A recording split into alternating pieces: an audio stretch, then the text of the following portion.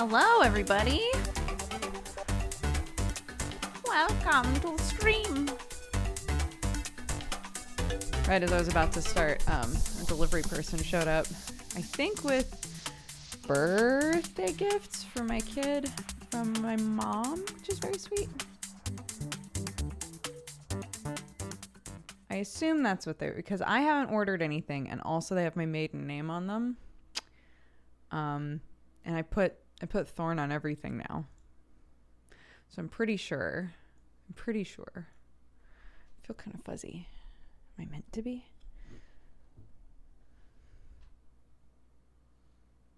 I still feel fuzzy. Hold on. Why am I fuzzy? Let's see.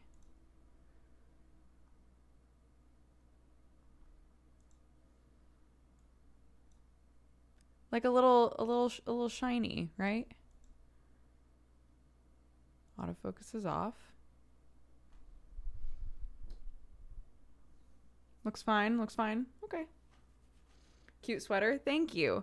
I wore it, I feel like I've worn it the last like 3 streams now that I'm thinking about it. I probably should have chosen something else to wear. It's too late now.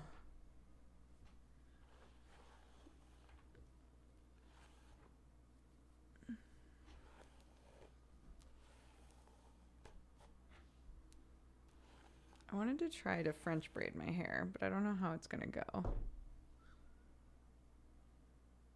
Look at these little grays. I love them. Anyways, sorry.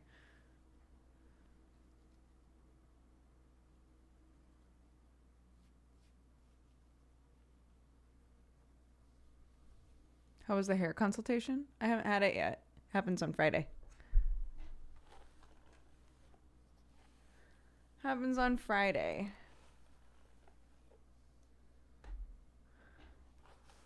I have a designated house hoodie that I wear constantly around my house.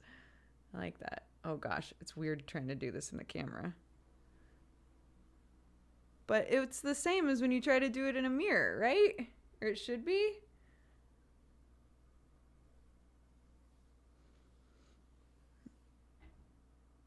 Oh my goodness.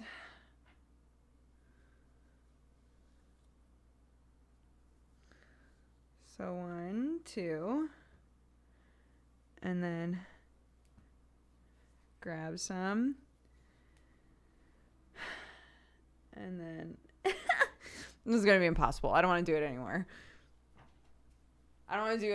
It's gonna be too hard. I can't, literally the second that my arms are up, they're tired. They're tired the second that I start. Like, I don't know how people, when I watch those videos, like instructional videos, right? Where people are like, so first you're going to take these, and then you're going to take your fingers and go through, make sure that there's 3 equal sides. I'm like, you're wasting so much time with your arms in the air. How? How do you carry the baby if your arms get tired instantly? There's a difference between holding heavy things and having your arms up here losing blood rapidly. They are different issues.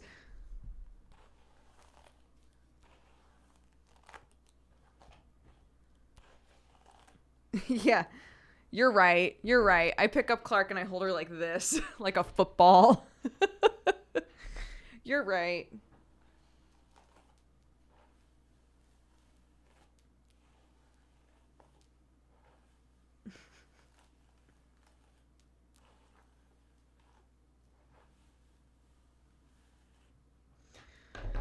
Oh well, we tried. I gave up quickly, but we did try. We attempted.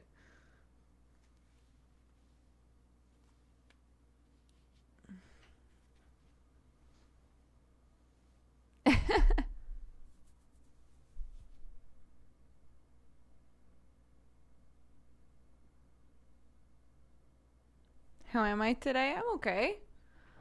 I'm all right. I've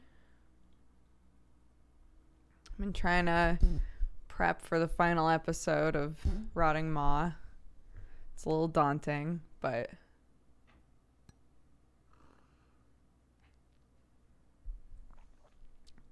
Yeah, it ends tonight. I know.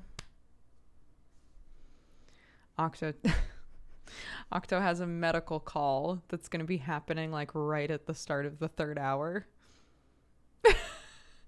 He was like, "I'm sorry, I have to do it, and it's the earliest that they could take me." And I was like, "It's fine. It's totally fine.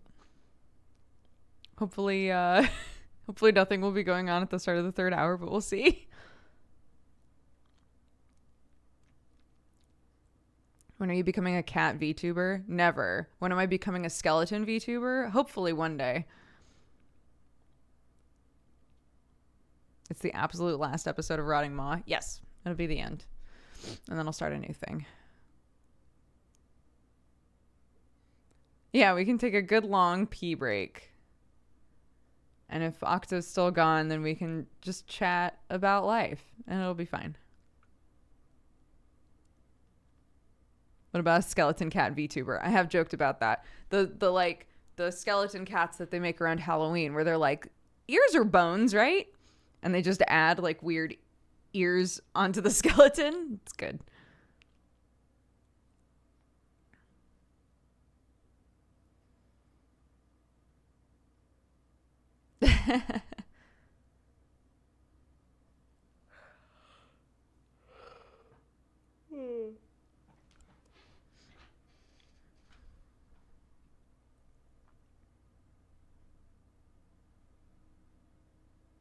This reminds me of the improv story from the subathon.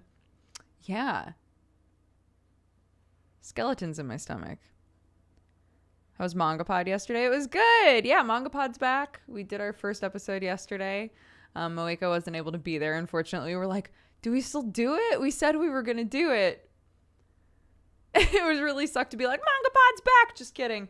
So, yeah, so we wound up doing it without Moeko, but...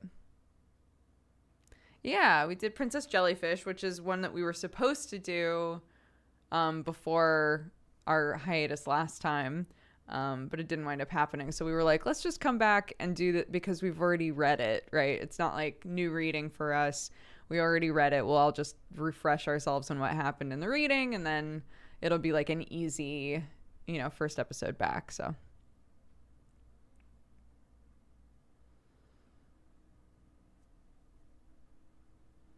Yeah, Jujutsu Kaisen is going to be next week. We've already read it once, so we'll be reading that again.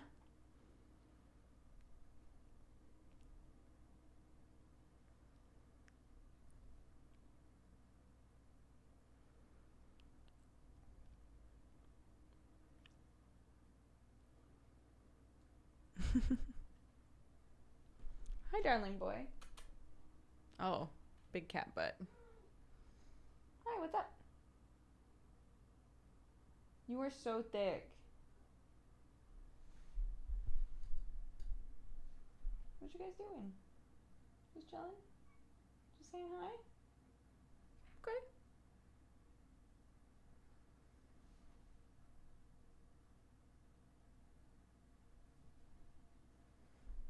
All right. Just saying hi. Tight. He is. He's a big old boy. I've started feeding Watson in a different area of the house again because I've noticed Sherlock has gone back to his old ways of being like, well, if you're not going to eat all that, I guess I will. And the only way I've ever been able to combat that when Sherlock has decided to just eat all of Watson's food is to just move her around. I literally pick her up and I take her in her bowl somewhere in the house. And I have to, but it can't consistently be the same place because he'll figure it out. He'll figure out where it is and then he'll just eat the rest of her food if she doesn't eat it. So I have to like hang out there and see how much of the food she wants to eat. And then I have to put it somewhere else. You.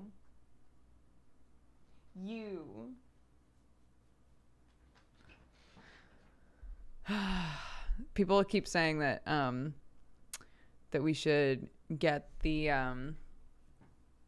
feeders that are like microchip specific, so you like tell it what the cat's microchip is and then it'll only like disperse or dispense food for that microchip.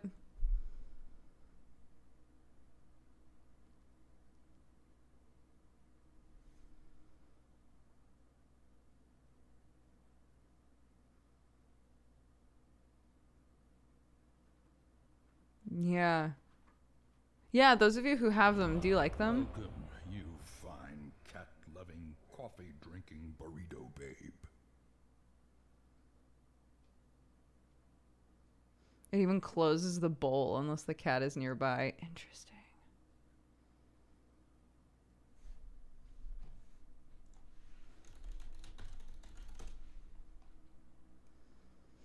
Oh, yeah. Oh my God. I feel like I saw an episode on a video on Rachel and Jen's YouTube that was about these.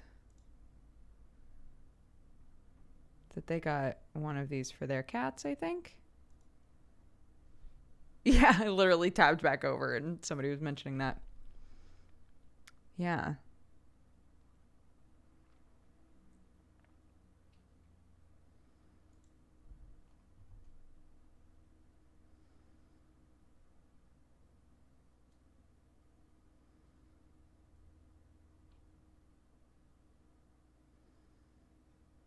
Interesting.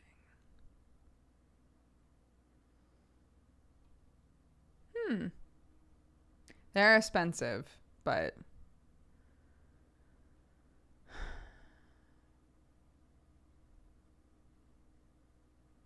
maybe worth it.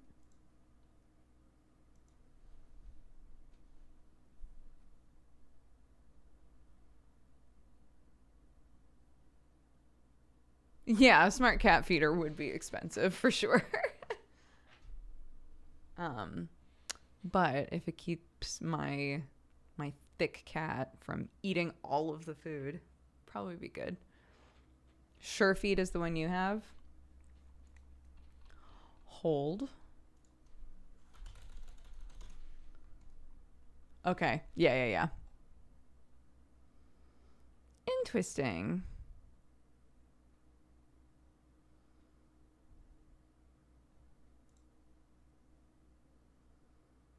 Oh, you can also get a rear cover for it.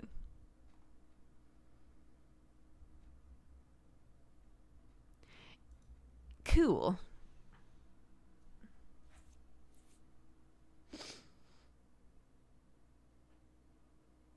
A litter robot.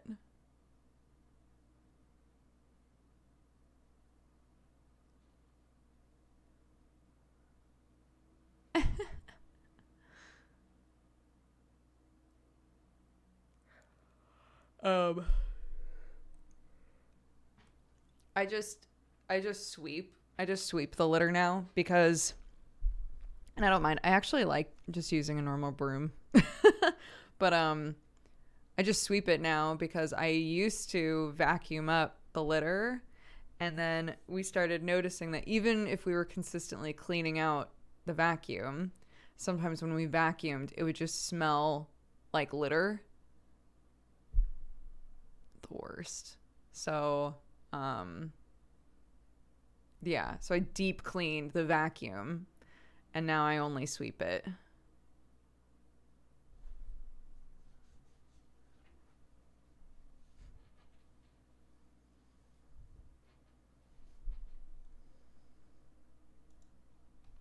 Okay, hold on. A litter robot? Hold on.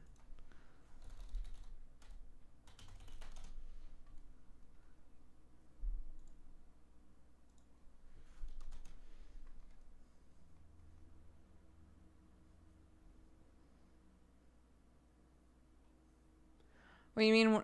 Like, it's showing me like the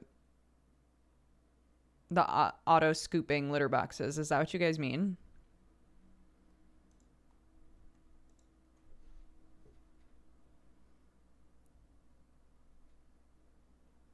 Yeah, I was talking with my sister-in-law and something got spilled in the kitchen.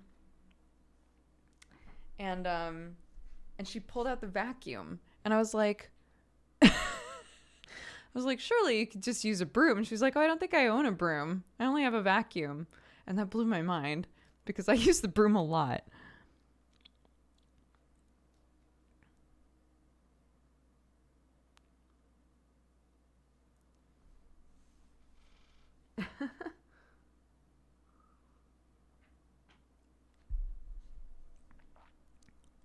I have a kitchen vacuum and a big vacuum. I've thought about getting like a handheld vacuum for things like litter, but I honestly don't mind sweeping it. So,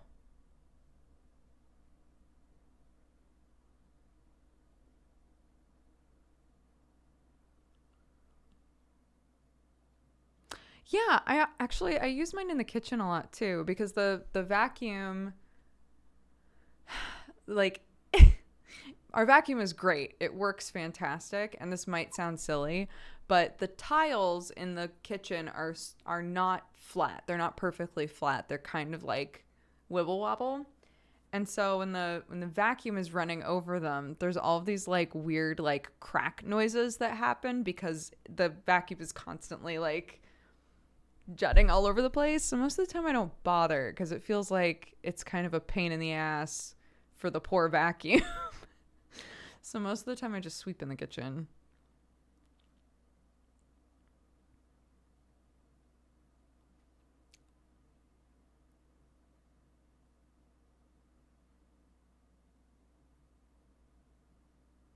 Oh my gosh, when do my worms show up? Let's check. When are my worms supposed to show up? The 15th. And then our life as worm farmers can begin. Did you decide on names for all the worms? How many worms? I can't remember. How many worms come with this composter? 250 grams of worms. I don't think I have enough names, guys, for all these worms.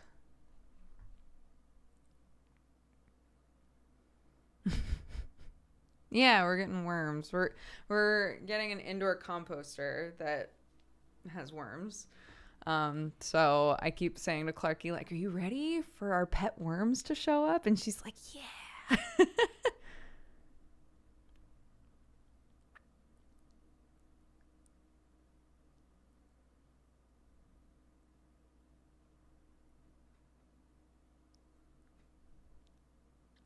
How much were all the worms? The whole thing in general was $100. It's a used Herbalife. So they're like nice indoor ones with like 3 trays. And then I got the worms. Yeah. It's got like a mat that goes over the top to keep like fruit flies from getting involved in the situation and stuff. So yeah, it should be good. I'm excited. I've been keeping a bunch of paper that comes in like if we order stuff. So some of the I'm in a weird place right now where some of the paper that's showing up in things, as long as it's not glossy paper, as long as it's just like normal paper, I'm keeping it either with the intention of using it in compost or with the intention of ironing it out flat and using it for bookbinding. So literally every time something is packaged with paper instead of like any other packaging option, I just keep it. So there's big like piles of paper all over the house. And bless Sam, he has yet to mention it.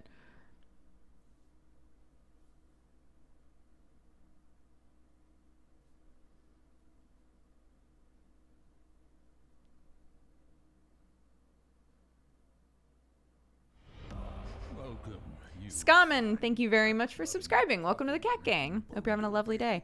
No, it shouldn't smell. I've watched like quite a few videos of people who have worm composters in their house, and all of them are like, as long as you're making sure that you're alternating like a certain amount of your kitchen scraps with soil, and making sure that you're keeping it wet and like keeping the hemp mat on top and all of that stuff, it shouldn't ever smell. You just have to make sure that you're like doing your due diligence with it. So So worms are incredible little creatures, and they make like a really nutrient dense fertilizer, basically. So by using them as your composters, you basically like, and there's some things that they're not going to want to eat, or they're not going to want to eat very much of. So it's a lot of like feeding them certain things and seeing if they eat it, or seeing if you're feeding them too much, or like blah blah blah. And there are some things you can feed them and some things that you should never feed them. But anyway,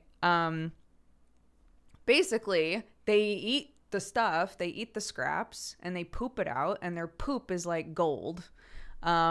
It's like really really good for plants. So it's a lovely way to like have some little worms around and feed them scraps from your kitchen, and wind up with like a really good both, depending on the system that you use, both liquid and like soil like fertilizers that you can use with your garden.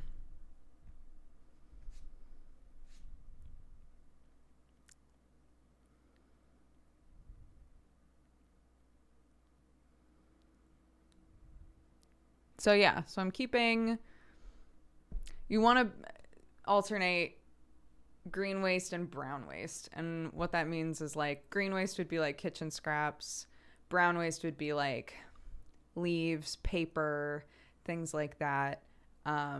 So that's why I'm keeping lots of paper around. um, in order to use that in the composting process. Any like toilet tubes, egg cartons, as long as they don't have stickers, stuff like that. All that sort of stuff can be used.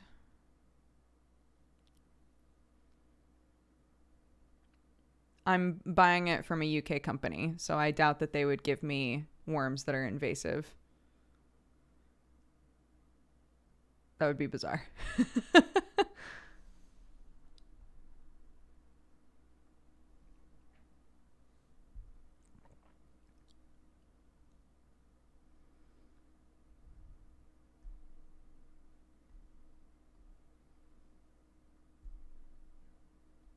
Weirder things have happened, I guess.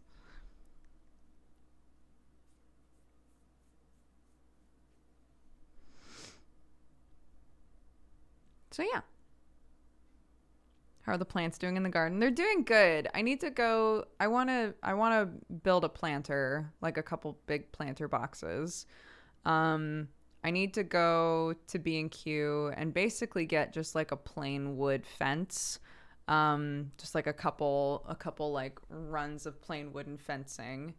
Because I think I'm gonna, again, I talked about this the other day, I think, but like our yard is in an L shape, and I basically want to put a fence like right here so that there's a section here that I can have some of the gardening bits in, as well as like veggies and things, as well as an area where the chickens can kind of run around and not get anywhere that they're not supposed to be.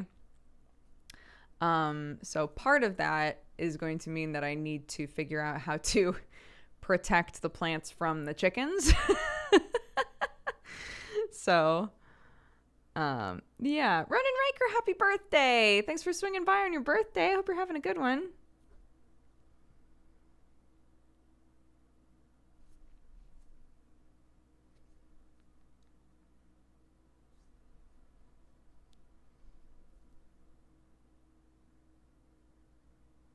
Oh my God. Yeah. All of my basil died.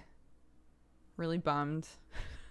The second it went outside, it was like, no, no, I'm over it. Goodbye.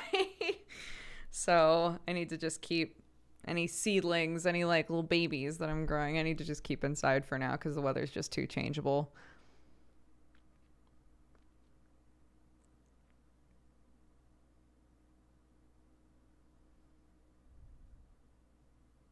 Basil dies when you look funny at it. It's so fickle. It is. It's very fickle.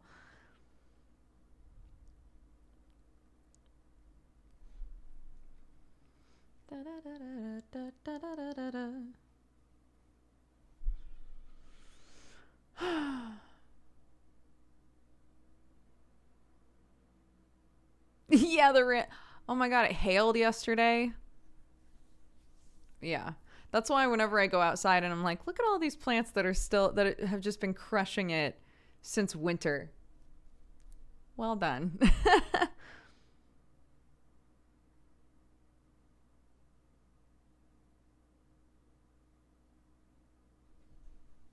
Yeah, I brought a couple baby basil plants over to my mother-in-law's house, and I'm very curious to know if they lived. Because, you know, I just dropped them off, and I don't know where they wound up. So we'll see. But can confirm mine are all dead.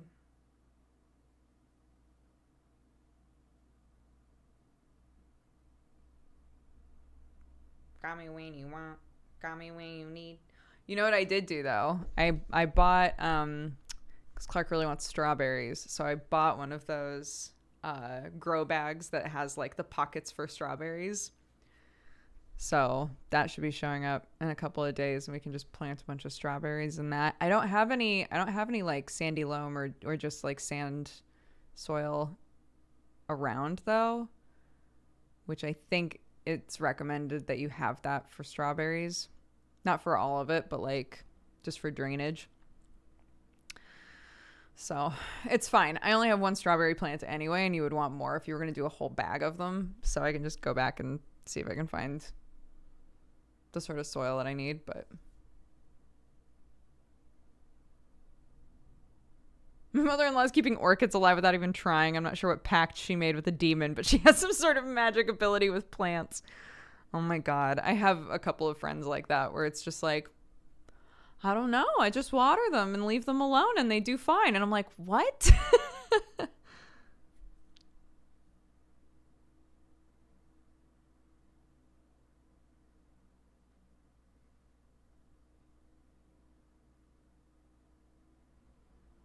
Oh, the slugs.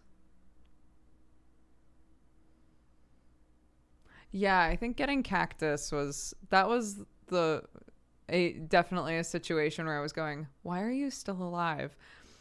Obviously, cacti don't need a lot of water, right? It's like built into the name. But I'm like, I had this little cactus plant that I bought, I want to say around the time that I had Clark, and it was still alive when we moved out, and I had not once watered it.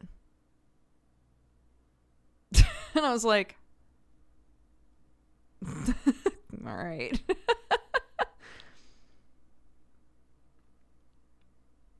The fuck does Britain do to make their slugs so big? We keep finding snails in our yard, and then Clarky's like, let's find a flower for it. And she insists on putting it next to a flower, which is very cute.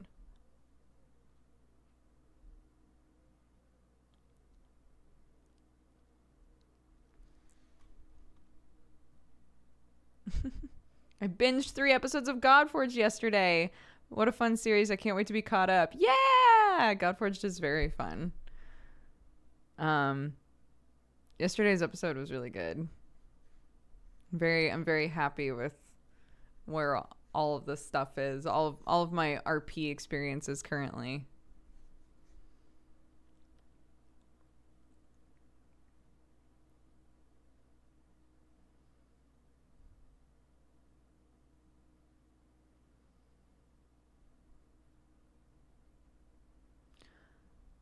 I had a chicken that would follow me when gardening and it would eat the bugs I pointed to. That sounds tight. Aw, thanks, guys. Godforged is a lot of fun.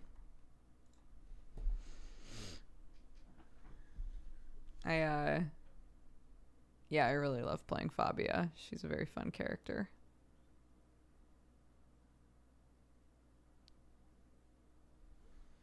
You're getting summer chickens? I just texted my sister-in-law to be like, it's chicken time. Where are we rescuing these chickens from? What's the plan? And she was like, for real this time? For real. For real this time.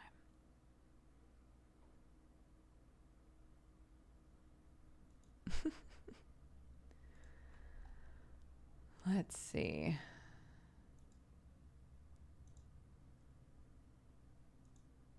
Call me when you want. Call me when you need.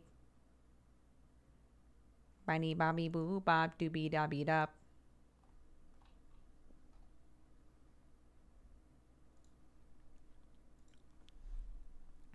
Sounds like you're starting a gorilla rescuing mission.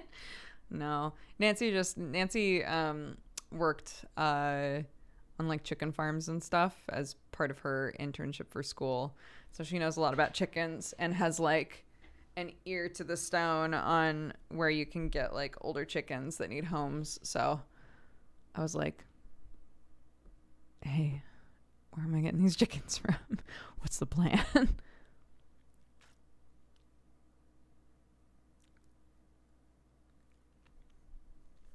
Are we playing a happy game today? So, wait, where is it? Speaking of chickens, there's a game that's apparently a very short point and click called Chicken Holmes, where once again you play a detective that's also a chicken. Yeah, apparently that's very short. So I was thinking we could play that. And then there are a couple of different puzzle games that have come out recently. So I was looking at those as well.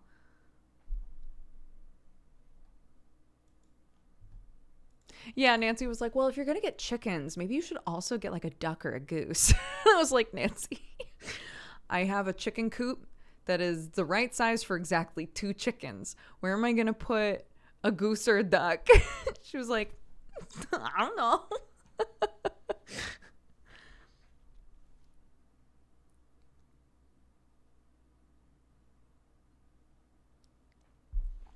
I have played Aviary Attorney.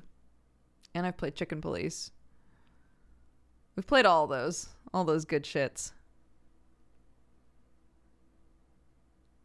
Get a goose guest house.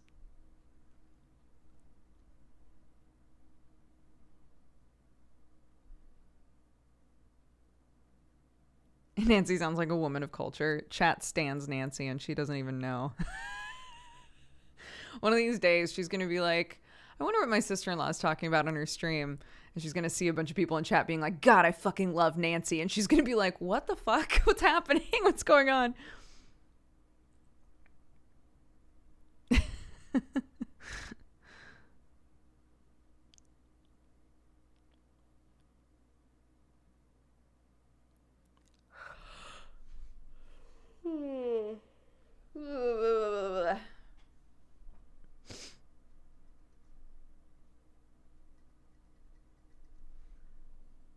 Plot twist, she's already here.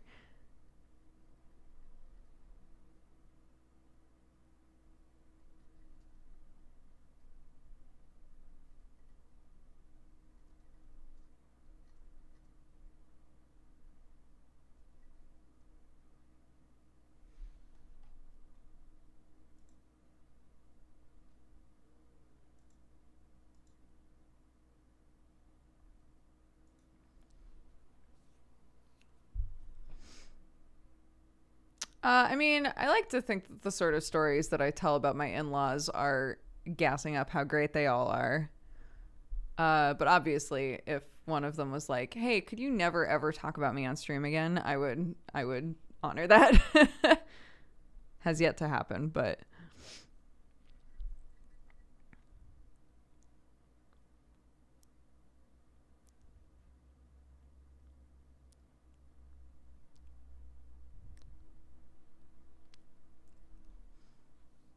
I don't understand why so many games have bird detectives, but I love it. Same.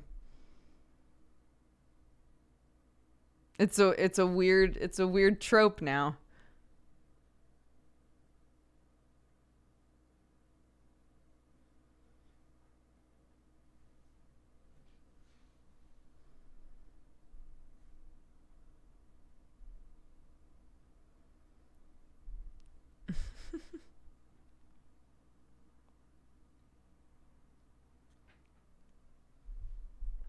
Oh my god, my lips still hurt so bad. Can you tell? Like all in here is bright red, in here is red. They're so chapped, dude.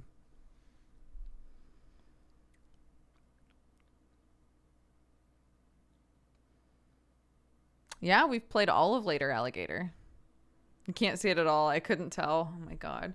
I can see it in the camera because I'm looking for it, I guess, but yeah. Did you hear Sam's death throes while he was playing Pokemon? No. Nope. I was passed out. Dude, do you remember how I was like, okay. Remember how I was like, all right, I'm going to, on Saturday night, I'm going to chill hard. I'm going to watch some TV. I'm going to do some drawing. I'm going to read a book. It's going to be great. Literally at like 9 p.m., I climbed into bed. I turned on the TV. And I do not remember what happened after that. All I know is that I woke up to my child walking into the room. And I was like, no. No. I got a ton of sleep. I got a lot of sleep, which was great. Got no drawing done. Got no reading done. Ripperonis.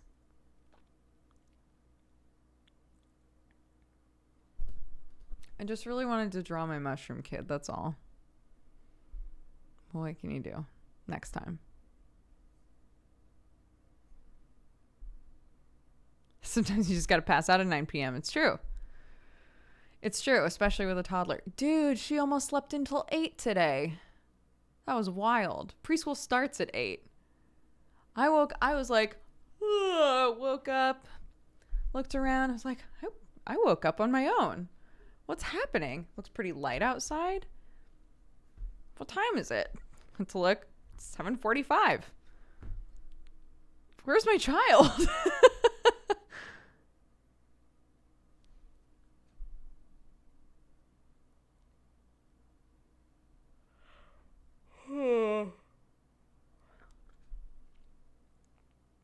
Is the drawing stream happening on Friday this week? I believe that's the plan. Yeah, we'll double check and solidify it if that's definitely happening.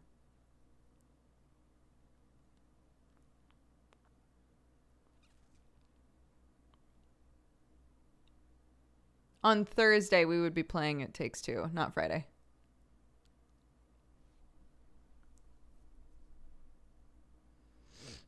Yep, Rotting Maw, final episode tonight.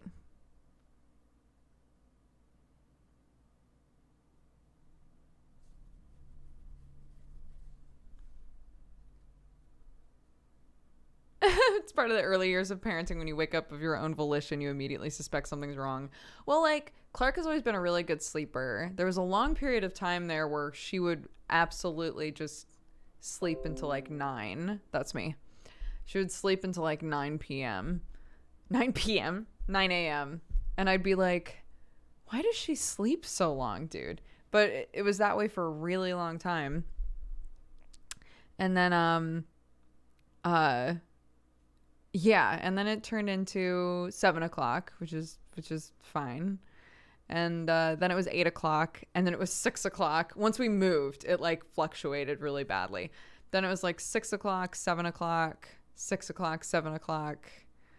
And then this morning it was nearly 8, and I was like, if we want to go back to doing 8 to 8 sleeping time, that would be tight.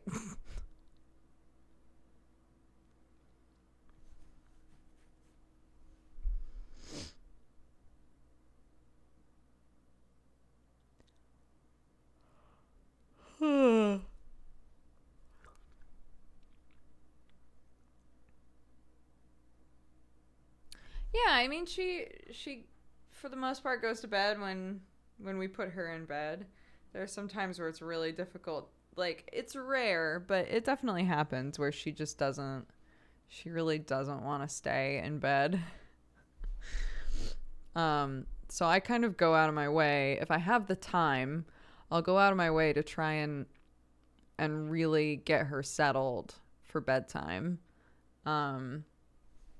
So that she's not getting up over and over again. Try and make sure that like we get her to like the sleepy ready for bed point. But sometimes you just don't have the time to do that. If both Sam and I are trying to work, Godforge nights are difficult for that. Because Godforged is supposed to start basically at the same time that Clark's bedtime is. Godforged is always a little bit late. Most of the time it's because we were not able to get Clark to sleep very easily. Or to bed, I should say. We don't normally stay in there and wait for her to fall asleep. We just, do the whole spiel. We hang out, we play a little bit, we read some books, we sing some songs, we do some Once Upon a Times and come up with weird shit, and then we're like, okay, I'll see you tomorrow. And most of the time it's fine. And sometimes if it's something like a Godforged night, right, it might be more like, okay, well, it's 7:45, we've got 15 minutes, so what are we gonna do, baby? You want to read a book? Okay, you want to read another book? If we read another book, we can't do a song.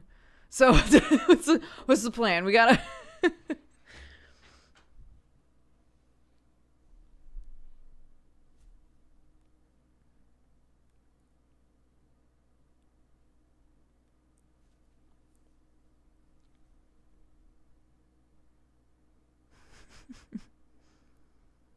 those are always blessed nights. The all-day preschool days are typically those days where when we go to bed, she might start to fall asleep while we're still in there, which is so good.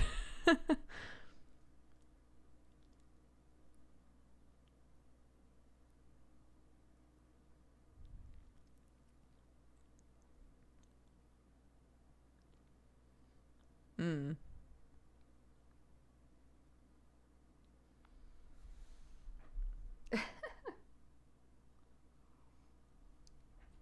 But yeah, this Friday is my hair consultation. So I'm excited for that, to go in there and be like, this is what I want to do with my hair. How do you feel? And see what they say. Yeah.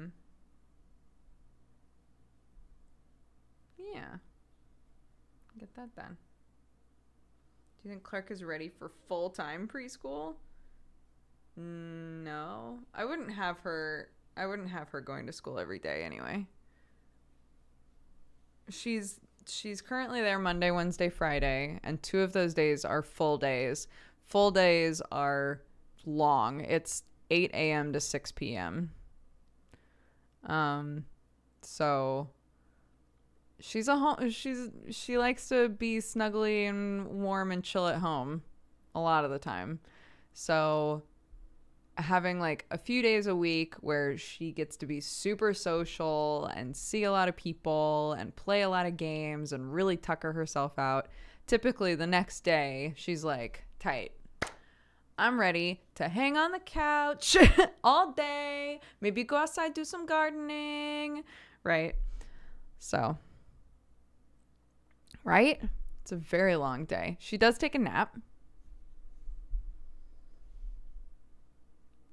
They give her a nap in the middle there, but they suggested it for her because she was going half days, and they were like, she does really, really well here. If you wanted to try giving her a full day, she would get like the full like curriculum out of it, right? We would feed her every meal. Mornings are always like ABC sorts of practice. Afternoons are typically, a lot of like engaged playtime and stuff. And so they were like, if you wanted to try giving her a full day and see how she does, she doesn't have to stay the entire time, but like this is the period of time that it would cover. So yeah, and she loves it. It's me. Why does it keep fuck, I hate this shit. Yeah.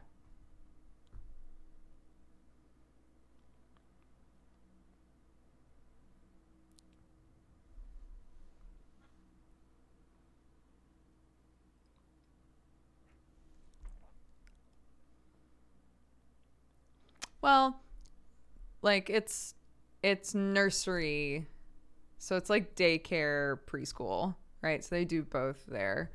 But on what I was gonna say was on Mondays when we pick her up, she's always bummed. So Mondays are full days now too, because we would pick her up and she'd be like, I want to stay at preschool. Like, I want to go back. And she's always had such a blast. So how old was Clark when she started preschool? To I mean, she's not even 3 yet. But they swapped her to preschool because she wasn't doing, I mean, she was doing fine, but she wasn't connecting very well with kids, with the other 2-year-olds. So they were like, she's very, very verbal. You know, she's really good with like explaining herself and communicating and all of these other things. She might do really well with the 3 and 4-year-olds. And so they moved her into preschool to be with the 3 and 4-year-olds. And she's like blossomed. She loves it. So it was a good call. But she is young to be in preschool. Yeah.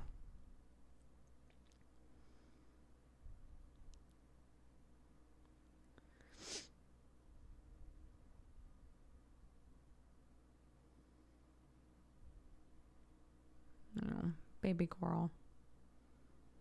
But yeah, I don't think, because they're such long days, I would not want her to be there for such a long amount of time, more than a couple times a week. Because I would miss her, right? I want to still be spending a lot of time with her. When she gets into like school, right? When she's like 4 and doing school after that. Those days won't be as long, right? Because normal school isn't that long. But it'll also be more frequent. So.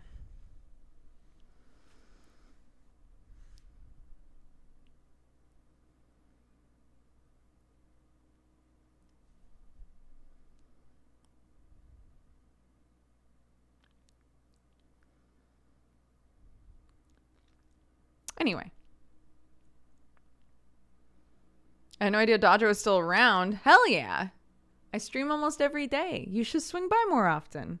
It's a blast here. Proper school is so close. That's scary. How did she grow up so fast? I mean, again, she's not even 3. She's almost 3, but she's not 3 yet. Typically, like, normal school starts at 4, right? So unless they're like, I think that she's ready to just go to school now, which I would definitely push back on.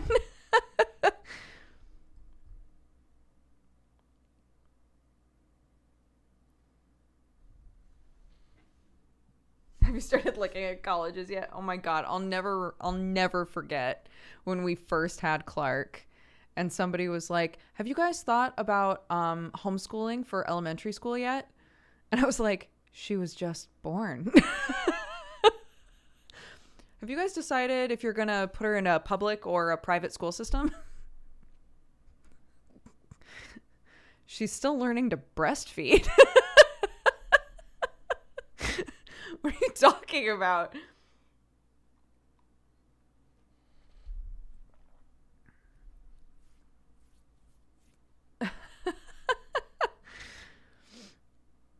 Wild.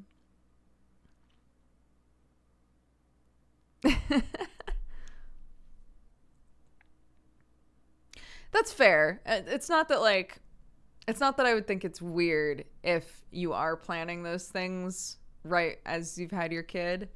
But I also don't think it's weird not to to say like, I'm not at that stage yet.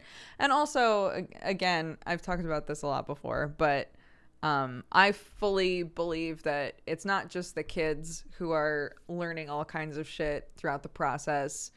The parents are also rapidly learning things. I'm learning how to be a parent at the same time that Clark is learning how to be a human being, right? And my opinions on and my feelings on certain things will develop and change as I learn more as a parent, right? There was a time when I was like, honestly, I would probably feel way more comfortable if Clark was homeschooled. When I was feeling much more protective of her. And then as she got older, I started to be able to think about it a bit more from the perspective of like, but I recognize that she loves people and wants to meet people. And I'm also recognizing the importance of her early on meeting and getting close with people from lots of different cultures and backgrounds, skin colors, etc., right? and I cannot give her that in our house. So there are benefits there that I think outweigh my own personal feelings of like wanting to protect her from the world, right? But that's something that developed the longer that I was a parent. And I know that as she gets older, other things and other feelings that I have will develop differently as well. So I don't think I can make those sorts of choices ahead of time, because I think that any choice I make now, I will probably veto.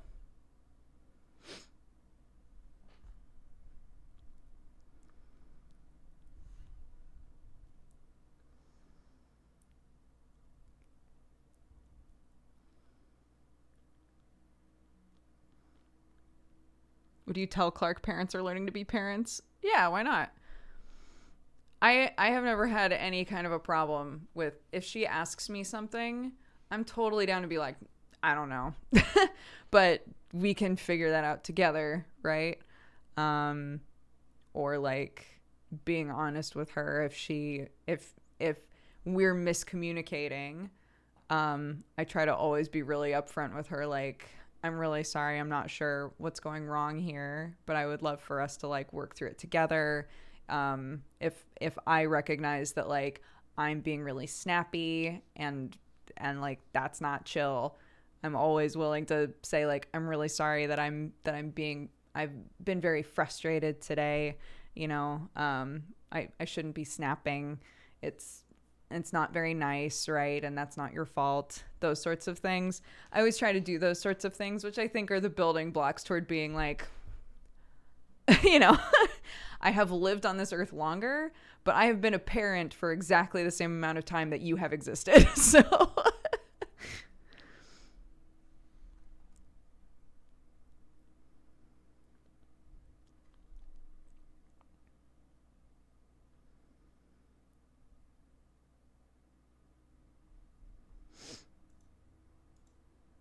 hi, Marianne.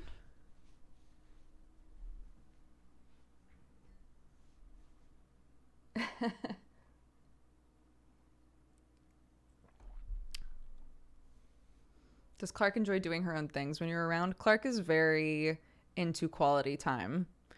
She likes doing things by herself, but she likes when you're around.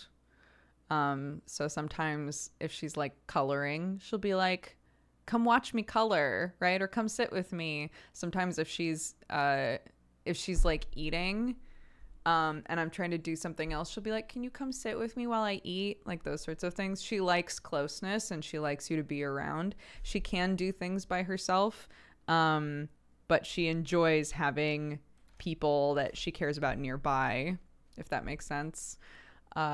So I tend to find things that I can do while sitting near her and she's doing her own thing. But this has become an issue with trying to establish quiet time, because as much as we try to be like, all right, it's quiet time, so we stay in our room and we have fun by ourselves. We have nice alone time. If we feel like napping, we can nap, but we don't have to, right? We like always go over that every single time. We talk about all the different things we can do in the room. And at a certain point, she's always like, but I don't want to be by myself, but I don't want to do that by myself. But why can't you hang out with me while I do those things? And it's difficult still for her to grasp that. And I think that's one of the reasons that she'll almost always choose to nap, is because she'll be playing by herself for like 5 minutes and be like, this is boring. Right? Like, you can just climb into bed and nap.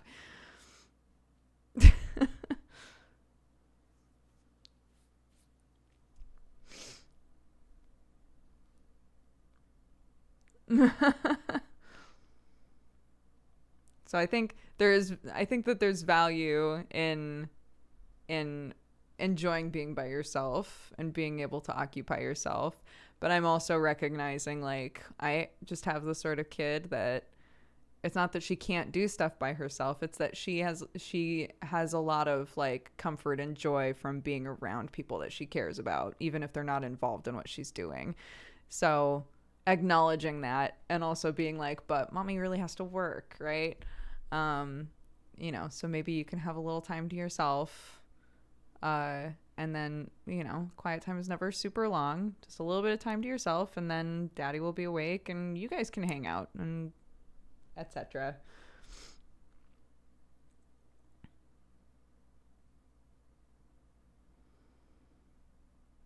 Yeah, it's interesting. All kids are different, etc., etc. All parents are different, all kids are different, blah blah blah blah blah.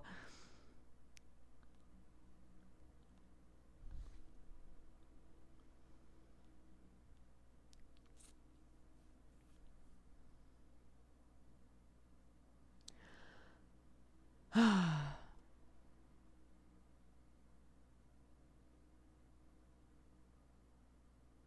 been thinking a lot about outside. A friend of mine sent a picture. This is why I started looking at grow bags. I had never really considered them before. A friend of mine showed me their backyard, and it's entirely grow bags, but it looks awesome, right? It's just lots of different sorts of bags and things with beautiful plants in them. And to be fair, they live in Los Angeles, so they're able to just kind of grow things whenever the fuck they want. I miss that a little bit, but I was like, bags. God, I've never really considered trying to do bags ever, but they're definitely more affordable than like nice pots, right?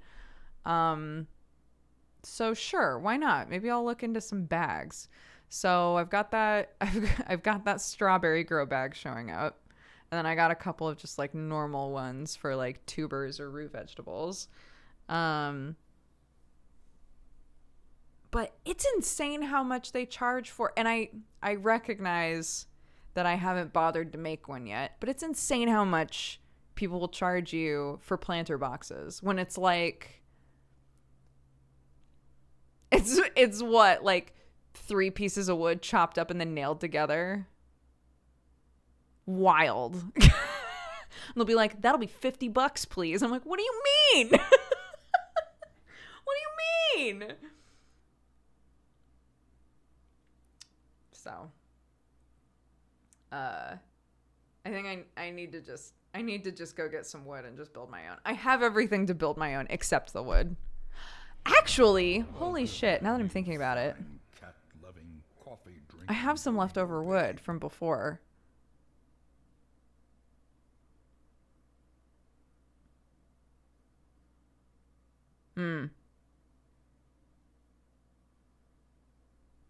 Anything ready built for a garden here is insanely priced. Like, why? Why?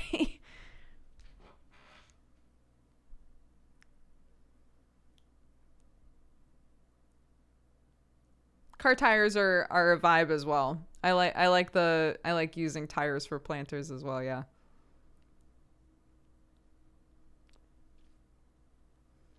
The reason, so I have thought about this wood before. It's very thick, and the saw that I have doesn't cut all the way through it, so it's a pain in the ass. I know that that's a stupid reason, but literally it's like you have to saw through it on one side and then flip it over and either use the saw again or hand saw. It's just annoying.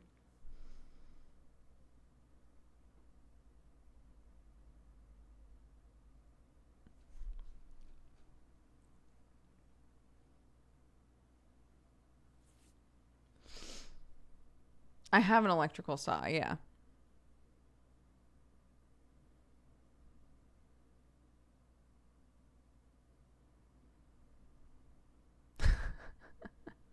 At that point, I'd rather just a hand saw it. That's like how I feel though, which is silly.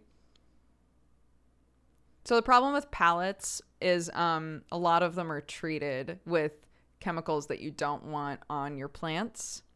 You have to like find ones that are specifically okay, that also don't have a bunch of busted pieces of wood on them, etc., etc. So typically it's just easier to just buy wood.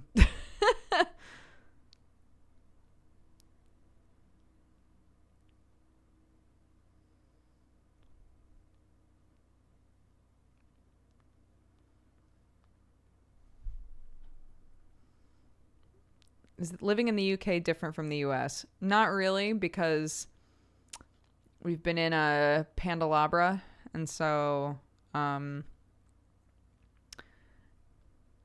stay in my house. So I stay in my house. I don't do much.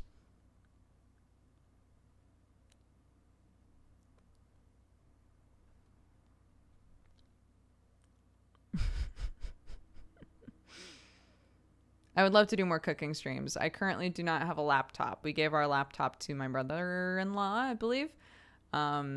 So I need to buy a new one, which I mentioned forever ago. And Sam was like, you just did a subathon. Just buy a fucking laptop. And I didn't do it. So I need to buy a laptop that I can use for cooking streams, because I can't like pick up this setup and take it downstairs.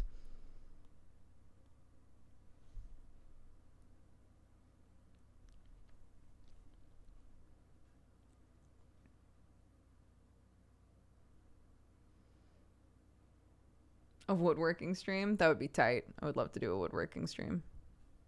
Buy another desktop specifically for cooking streams. I joked about that. I was like, we could just get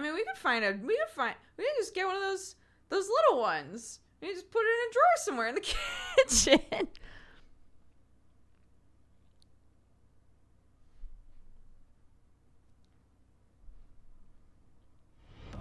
Welcome, you fine cat-loving, coffee-drinking burrito babe. Just buy a desktop for each room in the house. Yeah. Yeah, it would be great. Because we also need one to help, shoot the feed from the worms and the chickens when we have the worm and the chicken feeds. Because, one of these days here pretty soon, there's going to be chicken cam, worm cam, occasional cat cam, maybe goose cam. I don't know. It's going to be wild up in here. So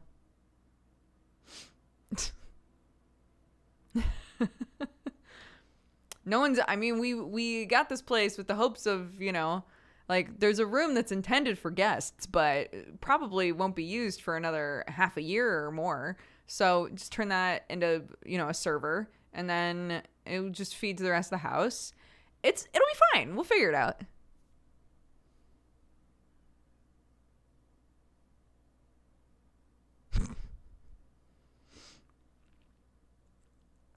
I'm excited for chicken cam.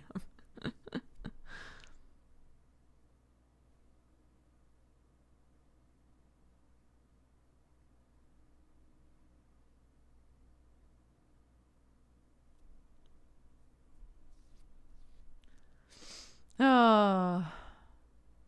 Joe WZM, sorry, I totally missed that. Thank you very much for subscribing, and welcome to the Katogangu.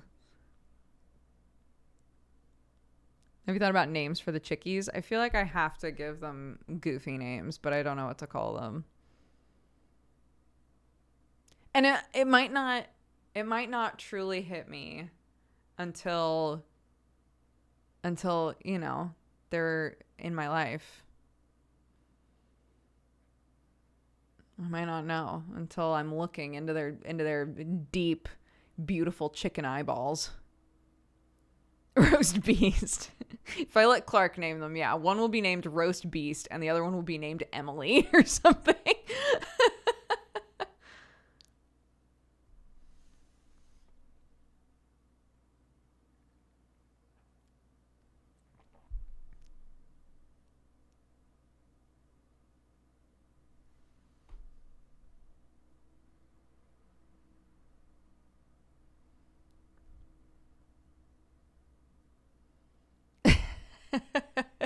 Name them after Actable boyfriend characters. There we go. There we go.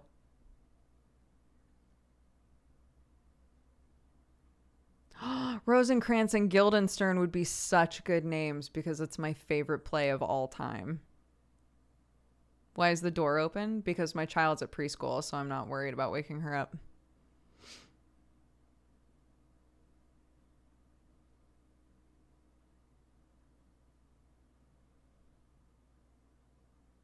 I saw a TikTok that said chickens sometimes commit cannibalism.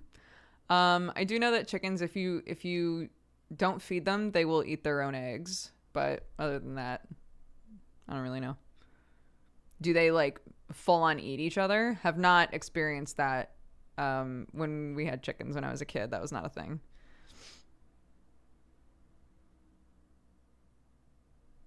Rosencrantz and Guildenstern are chickens.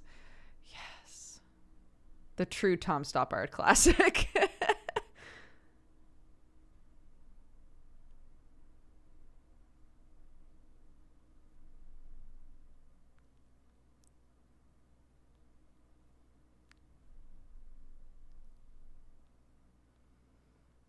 Yeah. Will they kill each other?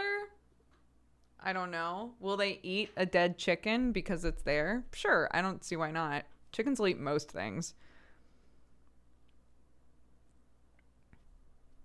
Most animals, if they're okay with like, you know, meat or like proteins of that type, do not have hang-ups about eating something of their own species.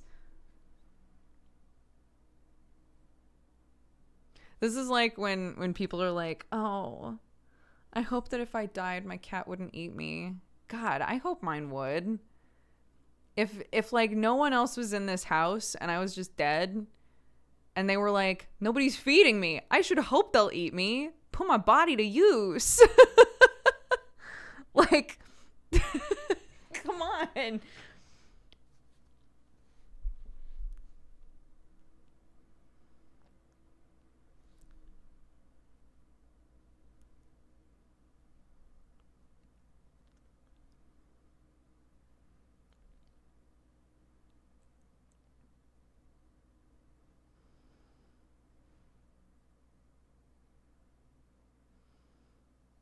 My dogs would absolutely eat me and I might not even be fully dead yet. Damn, that's darker than what I said.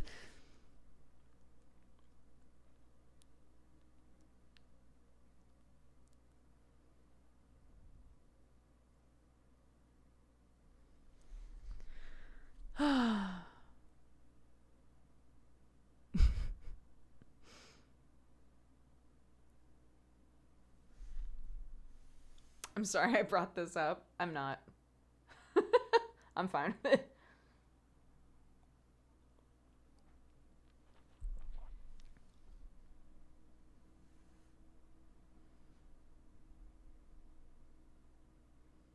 Oh my God. One of the things I'm very excited for as the world begins to open again is that I can finally meet Nancy's snake.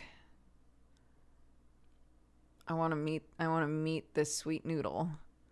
I see pictures all the time of Nancy sitting on the couch with a snake on her lap, and I have not met this snake yet.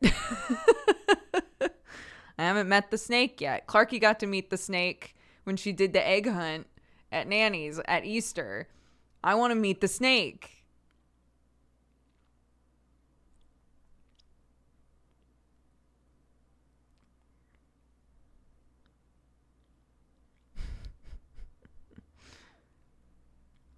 What's the noodle's name? Oh my God, that's a great question. I actually don't know. She's got a snake, don't know the name. She's got a little lizard, don't know the name. She has two tortoises.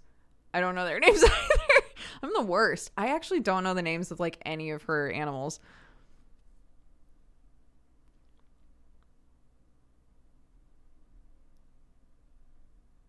But I have said, because my mother-in-law keeps being like, if you leave to go on a trip, I I do not know how to take care of these things and I really don't want to. And so I was like, Nancy, I had many a lizard growing up. I will take care of this shit. Don't you worry. I love it.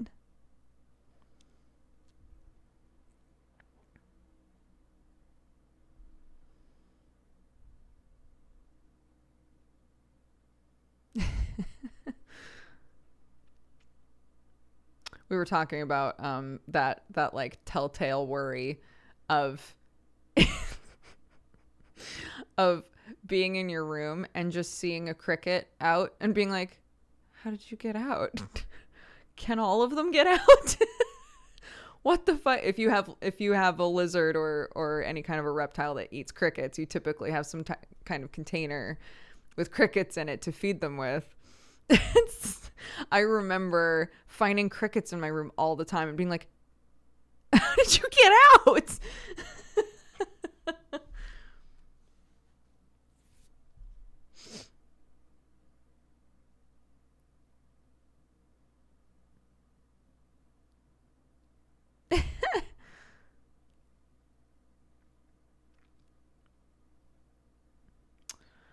Oh, so silly.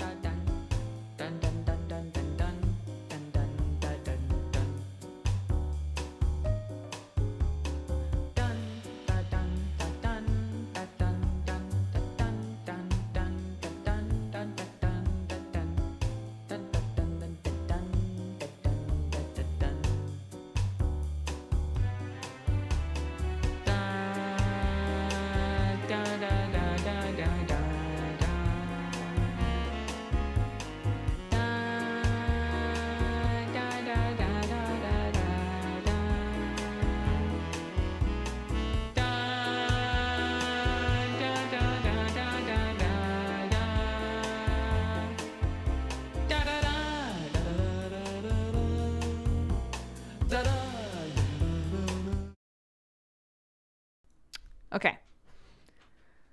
BSL training, yay! So, yesterday we looked up a bunch of clothing signs because Clarky and I were talking about what we were wearing.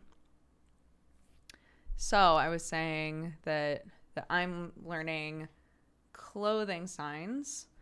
So this is the one we were doing a lot yesterday, which is t-shirt. Because Clark was wearing a purple t-shirt. So we learned how to say that. Skirt, shirt, or jumper. So I was saying I'm wearing a jumper. But this is a t-shirt. I don't remember hat. whatever has happened up here. I don't remember. But shoes, which is very cute. Shoes. I think this is red. If I recall correctly.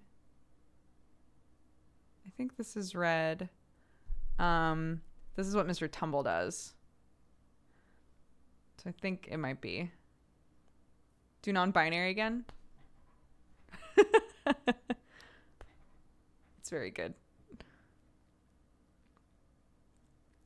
Yeah. And then, yeah, shoes. And then, like, buckling up the hands, I think, is sandals. Boots. You, like, pull up boots. But, like, jeans or trousers is this. So I think it's, like... I think it's probably... It has to do with, like... if you're standing up and talking with somebody, it's probably, like, either... trousers or boots, you know, I assume. Yeah, so it's basically like G for gender. So gender non-binary. Gender finger guns. What gender are you? Finger guns. Tight. Same. Non-binary pew pew. It's very good. But yeah, so during the ad break, I was saying, I'm learning BSL, and that we are learning clothing signs. So those are some of the clothing signs I know. The stuff that I'm still like solidifying from before is like why, who, what, where, etc. But yeah. My wife walked in and said she needs to clean her microphone. What do you mean? What are you talking about? My microphone that my cat bumps into all the time. What could possibly be wrong with it? What do you mean? What's wrong with it? Enjoy the sultry noises of picking lint off of a microphone.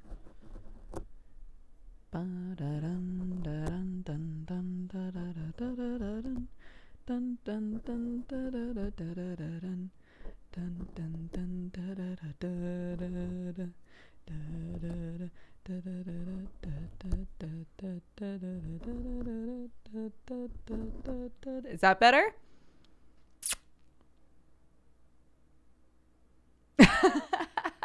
Sounds like you're scratching the inside of my skull. Well, I don't like that.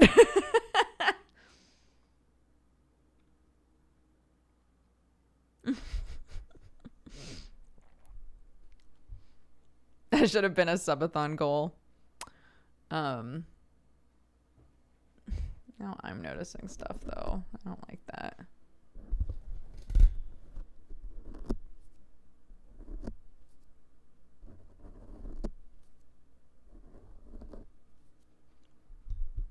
Okay.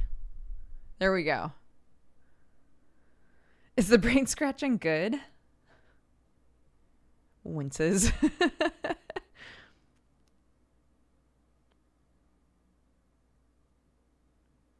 But yeah. Let me do, Yeah, let's do some of the standard shit just really quick because it's nice to just review it every stream. I've thought before uh about doing. I know a couple of people who have like been learning sign language who have put out videos basically signing like an introduction to themselves. And I've thought about doing that, but at the same time, like it's with the intention of being like, I'm learning sign language, here's like a short conversation from my end, please critique me. But I get that already with you guys, because some of you guys know BSL. Most of you don't, but some of you know it.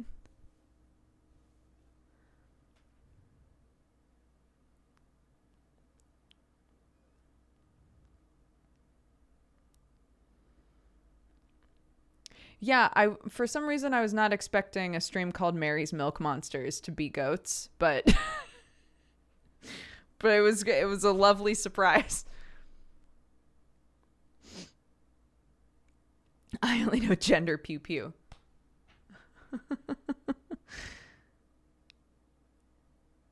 Gender guns. Gender guns. Mm-hmm. Yeah. And it's in Oregon. Delightful. Also, shout out to Karma in Exile, Zelda Ichihara, and Arrow Arix. Thank you, all of you, for redeeming ads.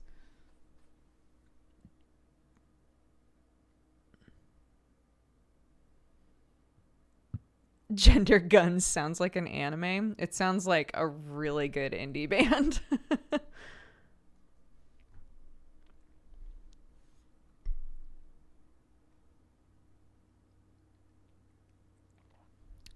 Where is my Be Gay Do Crimes shirt? I got to wear it exactly once, and now I'm not sure. I wore it exactly once, and then I think our washing machine started busting again. So there's just like a bunch of clean clothes in different areas of the house currently.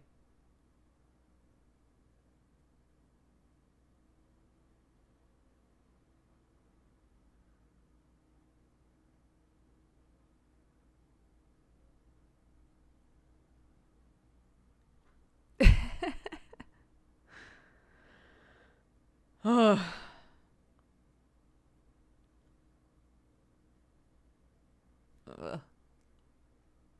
Lamia's talking about creepy shit in chat.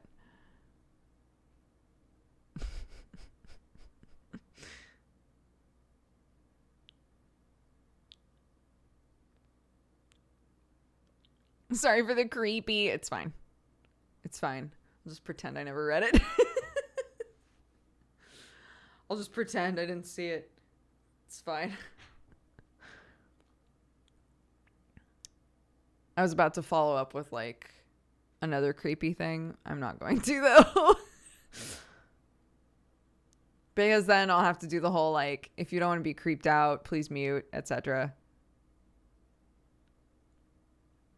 It's not worth it.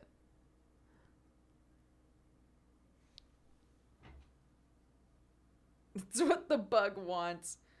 It's what the bug wants. The bug wants what the bug wants. Oh my god, do you guys remember when I was like, yeah, Clark saw an ant and decided that she like really loved the ant and so I couldn't smush it. Yesterday we were eating dinner and she looked at Sam and she was like, remember when we saw the bug? And he was like, no. Sam was not there for this, right? Like, remember when we saw the bug? And Sam was like, no. And I was like, oh, did you see a bug with Daddy? She was like, yeah. And Sam was like, no. And she looked under the table because that's where we found it. And I was like, oh, are you talking about the ant that we found? And she was like, yeah. And I was like, oh, yeah, what about it? And she was like, where is it? Like, oh no, she's decided that like this ant is one of her best friends.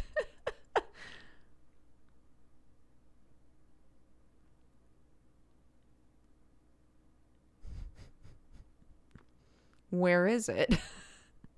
Where's the bug? I don't don't know, honey.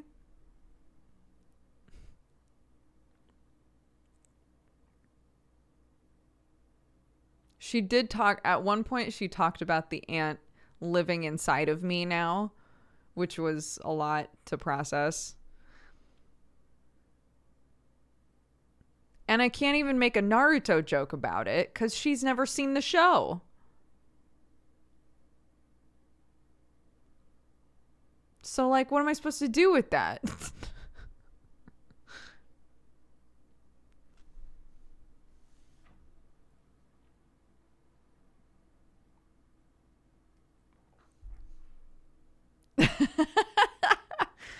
Can't believe I've got an uncultured child in this house who wouldn't understand if I made a joke about Shino from Naruto. Unreal.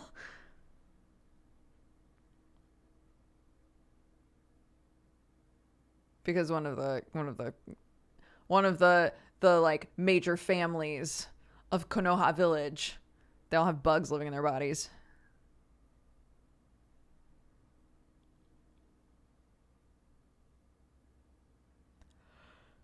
Start her on One Piece now, so by the time she's 18, she's caught up. That's disgusting. It was actually pretty tight. I always forget about the existence of Shino. How? I thought that was so cool. They just have a bunch of bugs living in their bodies. I don't know why. I just loved that shit.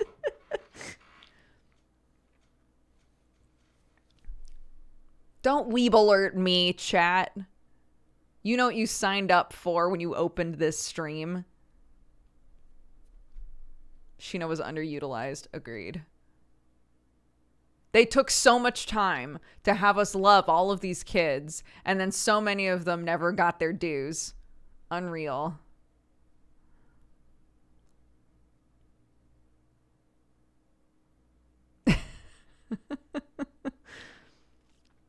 Boo.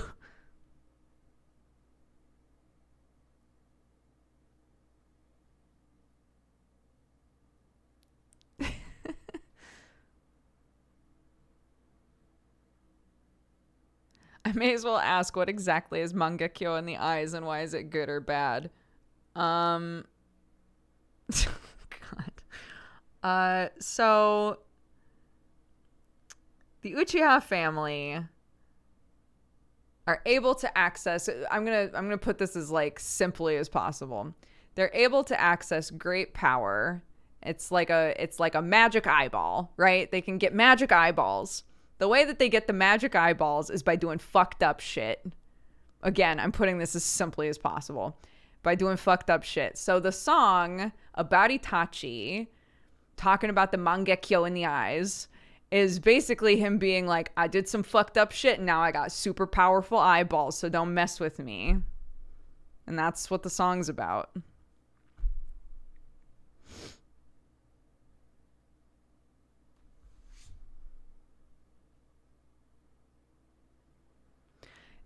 Look, I've been around before when a friend has been asked about, say, Naruto, sure. When somebody's been like, so there's this reference, I don't totally understand it. Can you give me the context for it so that I understand the reference? I haven't ever watched Naruto. And the urge as a person who knows about Naruto to be like, cracks knuckles, let's start at the beginning, is just too much. So in an effort to just keep it simple, they got magic eyeballs that they get from murdering people. And he's got magic eyeballs.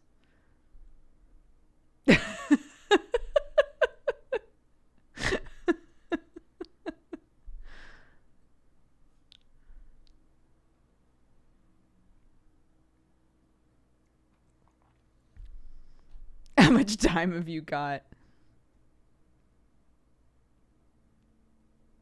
Bruh.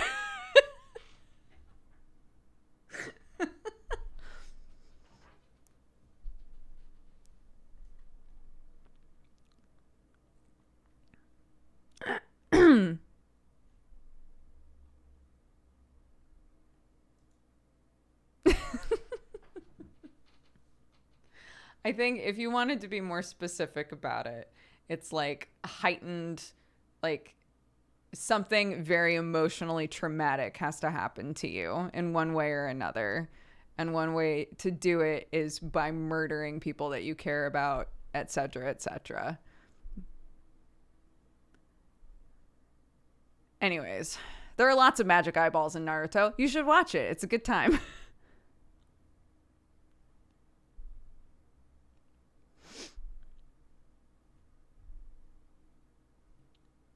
Kill all humans.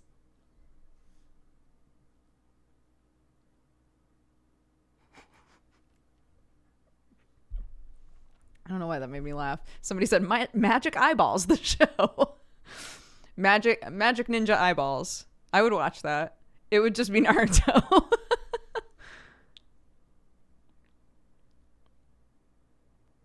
Are you watching Boruto too, or do you have self-respect? Oh no, I do not watch Boruto. I watch when people that I know are like, man, this fight was really cool. I'll go watch the fight. That has happened, I think, exactly 2 times. And I have not watched any other Boruto. Some people really like it, though. And I've thought before, like, if I had the Naruto itch, because speaking of, like, the side characters not always, like, being super underutilized in original Naruto, some people have been like, yeah, but that gets fixed in Boruto. Those characters matter in Boruto. And I keep thinking, maybe it would be good to go watch it. But I have not done that.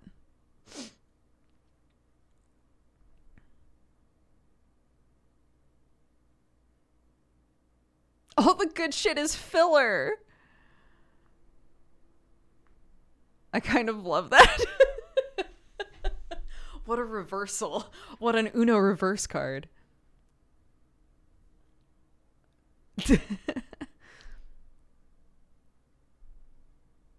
How is Sam holding up after last night's Pokemon stream? All I know is that when Clarky and I left... Clarky and I left for preschool, Sam was sadly eating ramen in the kitchen. And I was like, if I had known you were going to be awake this long, I probably would have just had you take her to preschool. And he was just like, it's like, okay, never mind. You're a broken man. I'll see you later. I love you.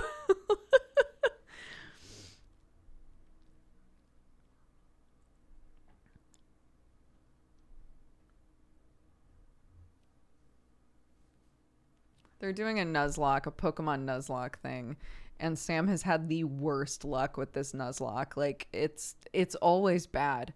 It's always bad. And I think he lost some good ones last night.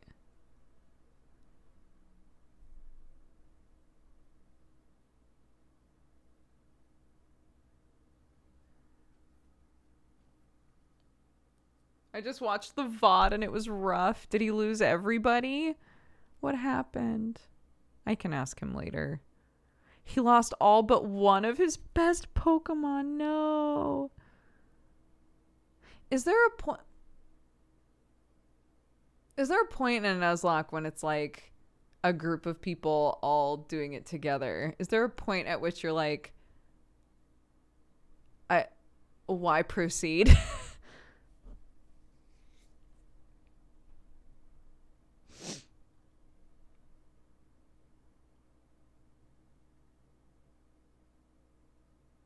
Why do people do Nuzlocks but to suffer? That's true.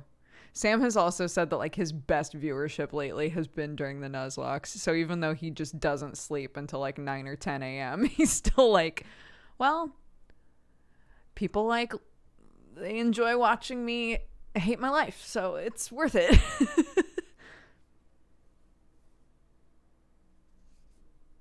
Can you imagine Sam quitting? That's fair. Sam does not quit.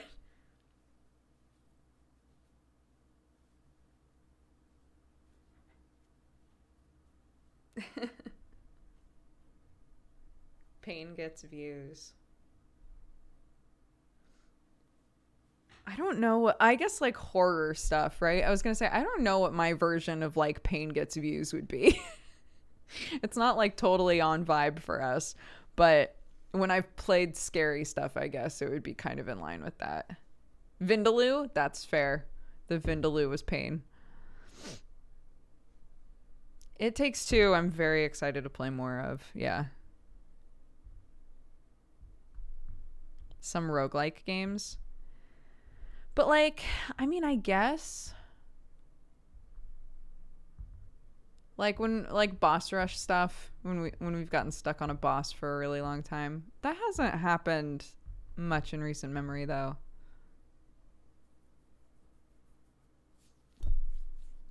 The Vindaloo is peak Dodger content. Just me cry laughing while trying to eat something too spicy for me.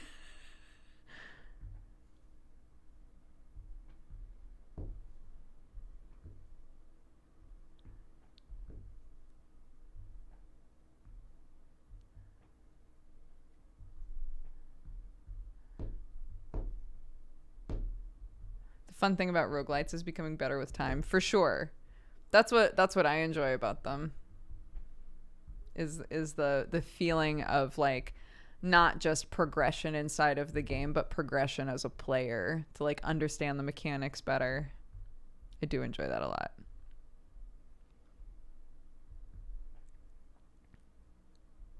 Best bit was Sam casually finishing off the Vindaloo. Oh, I did expose him later. He definitely took like 2 bites and then did not eat the rest. It was a bit. Because later I went downstairs and it was just sitting there and I was like,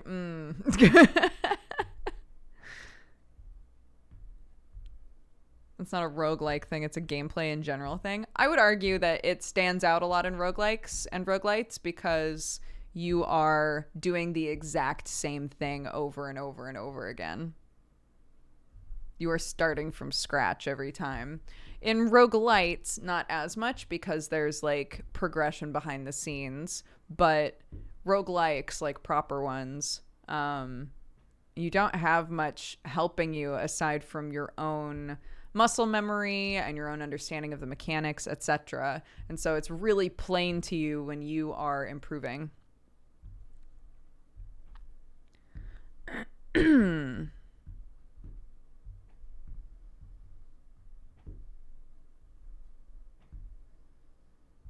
Did you play the new Monster Hunter? I did not. Monster Hunter Tri will forever be my favorite Monster Hunter game, and I don't know why, but none of them have hit that way. It's the one that I like got really obsessed with, and I have never gotten obsessed with another one. I don't know why. Is that the one with the swimming? Yes, it's the one with water fights, oddly enough.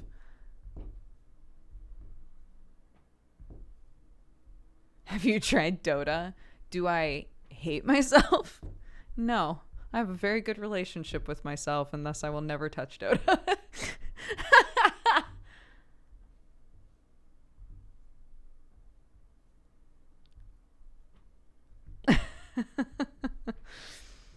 Sam, poor Sam, I know. Sam, every now and then, goes back to Dota, goes back to League, goes back to those games that just piss him off and just make him so upset. And again, he's not good at walking away from shit.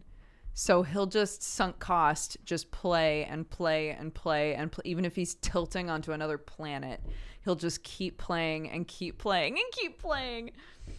And like, there must be something fun about it.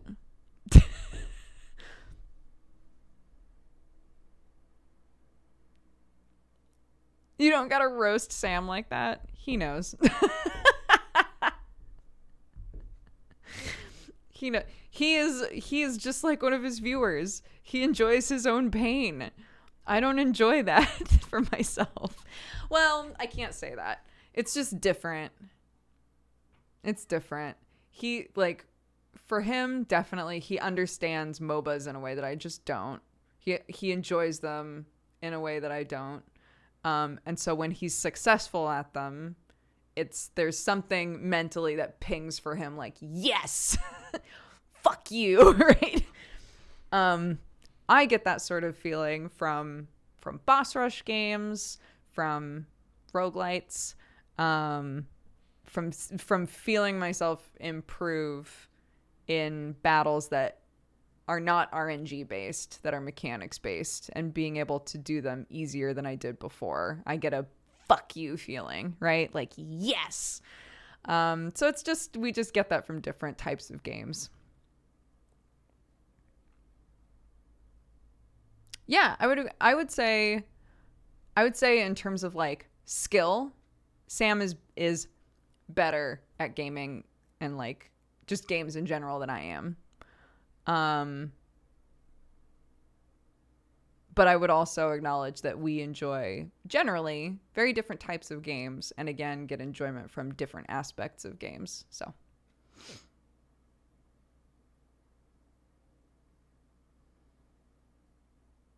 yeah, look, I there are some game types that I would say I could crush Sam at. But it's there are plenty that he could crush me at. And that's not really the point, right? It's that we both understand what types of games we like to play. And we can roast one another about it, but we can also appreciate that we find value in games differently.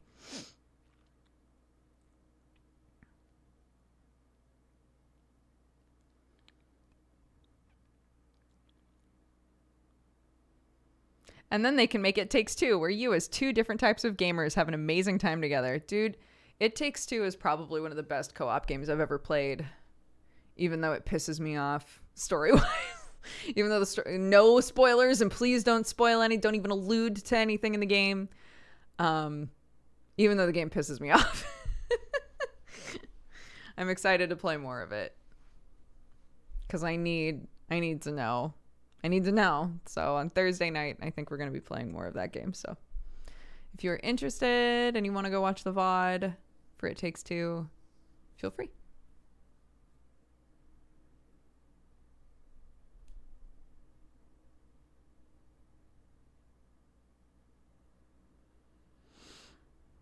Did you and Sam play A Way Out? We did, but we played it with other people. We didn't play it together.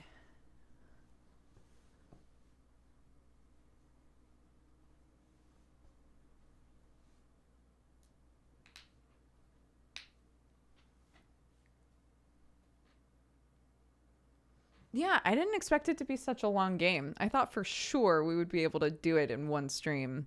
And then people were like, yeah, It Takes Two is like 13 to 15 hours. And I was like, oh, what? Huh? What? Again, don't spoil shit that happens in the game. You will get timed out.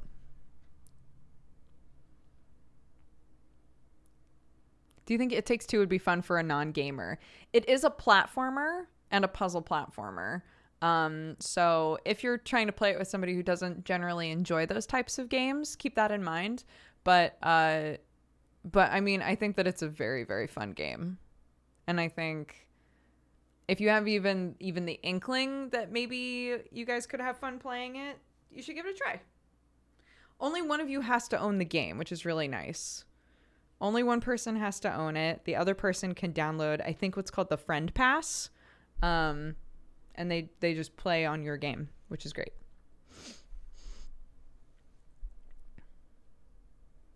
Mm-hmm.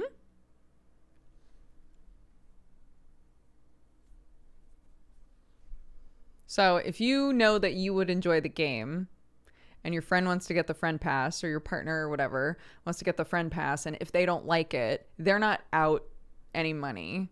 You can just be like, I'll find somebody else, and then they can download the Friend Pass and they can try it. So yeah.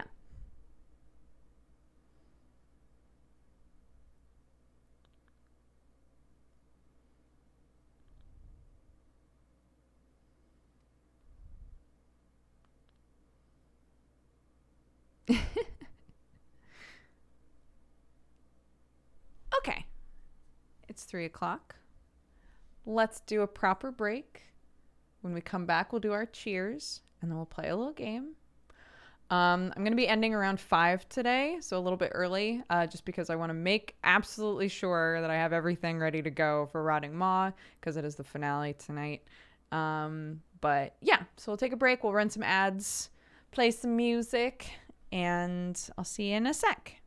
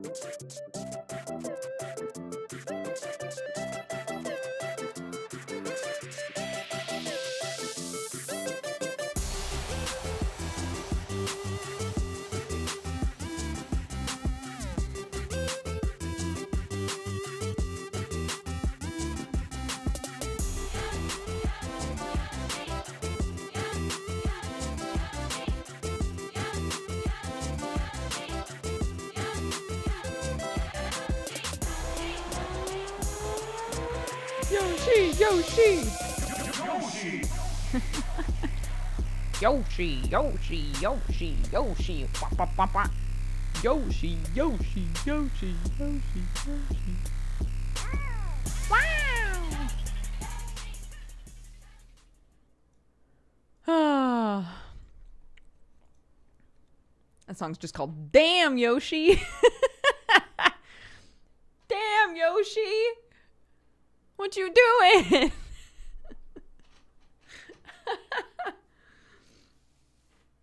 It's good. It's good shit. Did you guys grab your drinks? Are you ready for a cheers?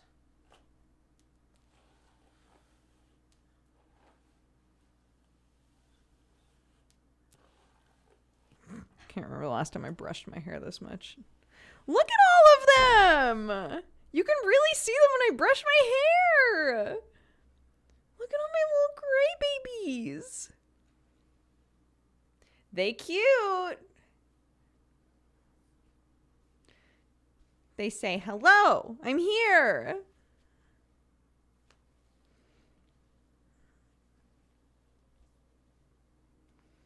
I love them.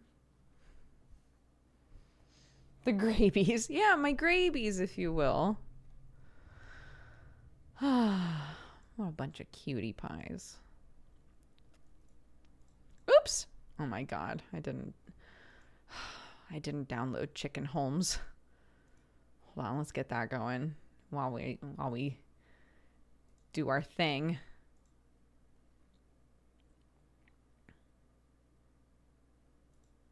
Okay, wonderful. It's gonna take exactly 30 seconds. I also love gray hair. It's the best. I'm about to die over it and I'm a little sad, but what can you do? It's there for life, so it's fine. Thank you all very much for being here today. Thank you for joining the stream. If you're having an amazing day, I'm so delighted that you're here so you can spread some joy. And if you're having a terrible day, I'm delighted that you're here because we got some joy to spread around and maybe you can soak some of it up, have a better day from here on out. I don't know. Whatever you need, boo-boo. We're all here. We're hanging out. Yeah, we're gonna play a really short point and click where you're Sherlock Holmes but a chicken, and and then probably swap to one of the many roguelites that we've been flippy flopping with. But yeah, it's a good day over here. I hope you're having a good day, and let's have a good stream. 3, 2, 1, cheers. Boop.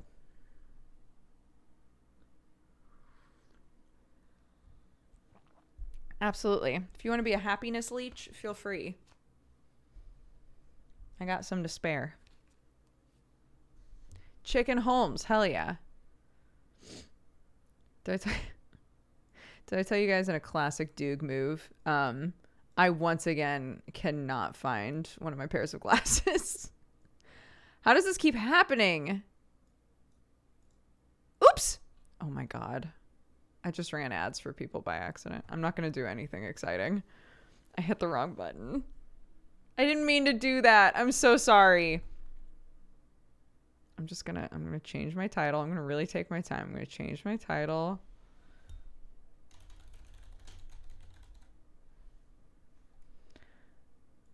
Okay. And then I'm going to change my category. Chicken Holmes is not in the directory, so we'll just be games. That's fine. Tags, no backseating. No spoiling, please. Done. Okay, what else do I kill time doing? Well, we'll get all of this set up. So we'll open the game. And then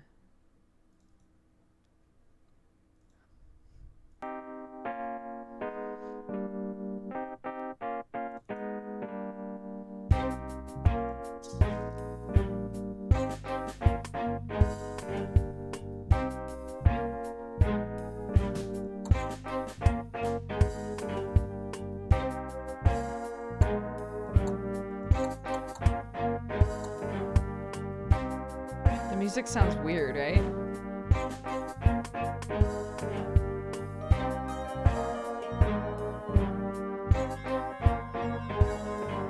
Right? It's so strange. Why does it sound like that? It sounds drunk. It does sound drunk.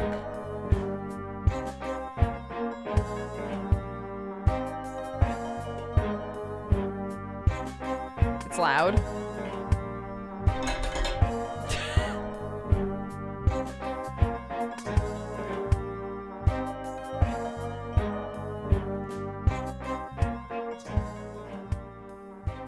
Is that better?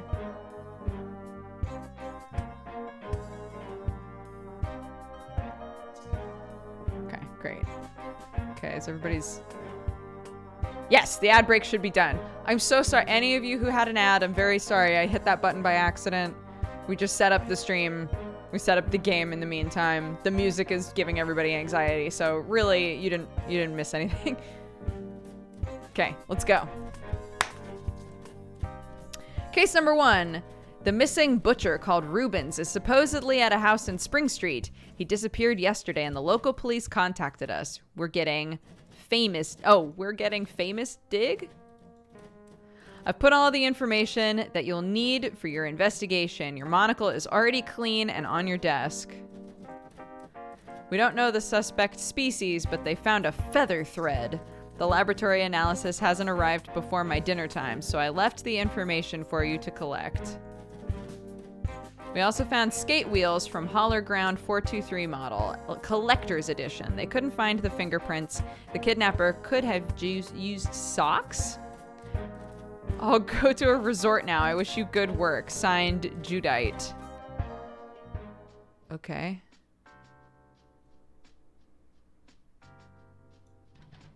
Considering the position, orientation, and arch, incandescent lamp, I risk saying it is a lampshade created by the great Beaufort.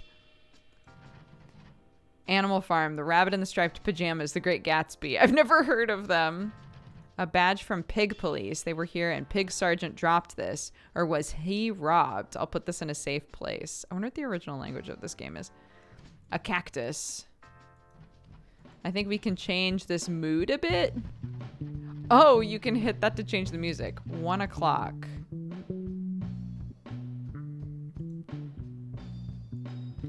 Octopus black ink. I'm on your trail, Rubens.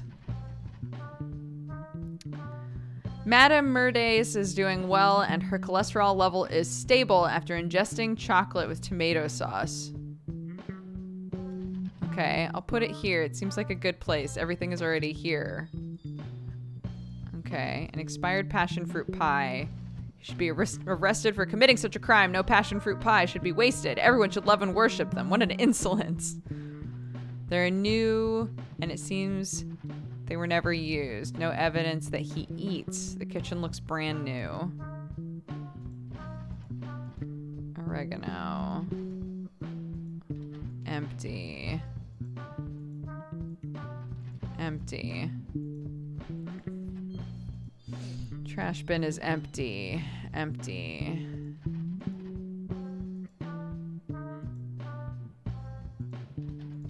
Specific anvils, usually from acne, that must have been triggered. They appear as a gooey presence and disappear? What? A lot of empty bowls. Maybe he wants to use them to store seasoning and supplements. I think he's going crazy, but I'm not sure.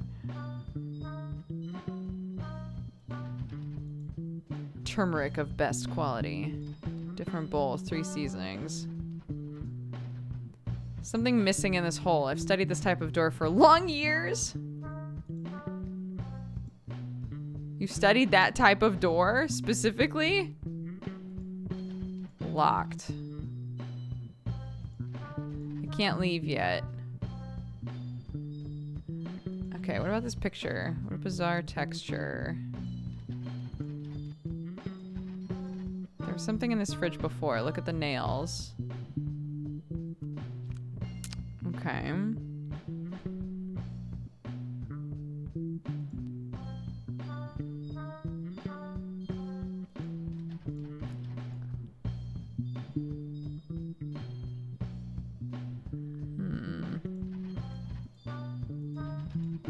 Beetroot juice.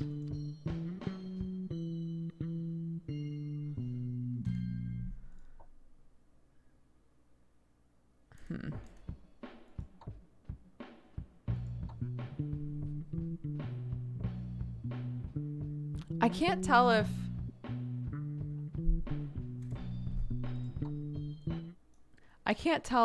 if like there are multiple tracks in the music that are overlapping in a weird way. But like it'll sound okay for a minute and then it feels like it gets like adjusted.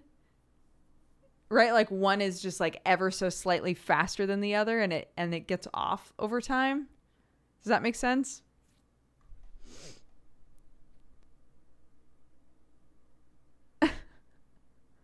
Yeah, it desyncs. That's the word that I'm looking for. Hold on.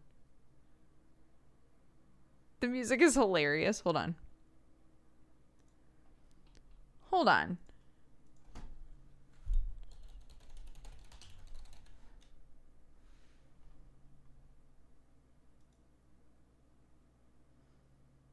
What's this song? Here we go. Here we go. This is not the song that is actually in the game, but we're going to pretend it is.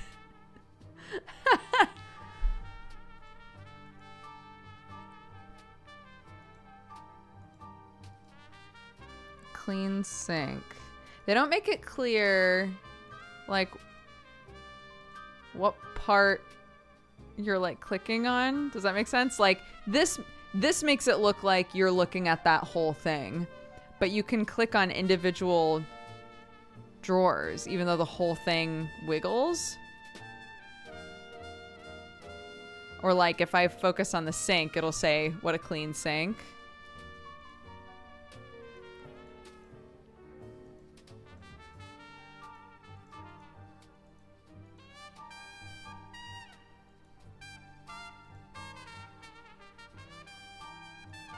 Looked in there. Empty. Empty.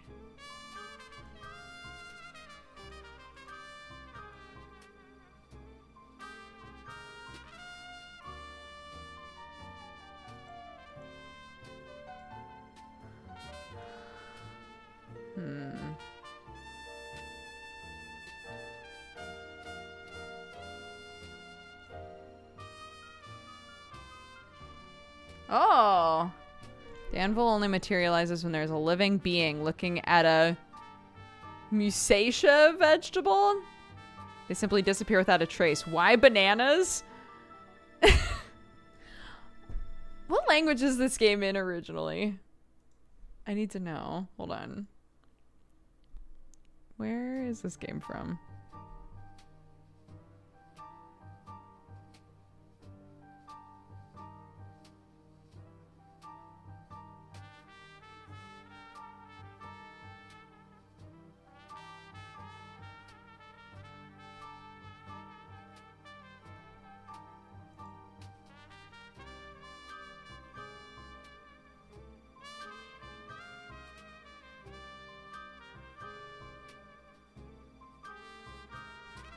I can't find it.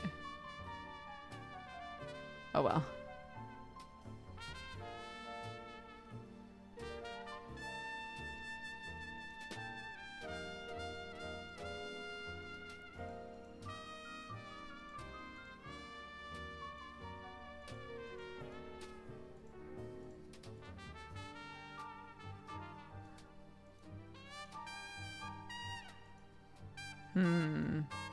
Locked.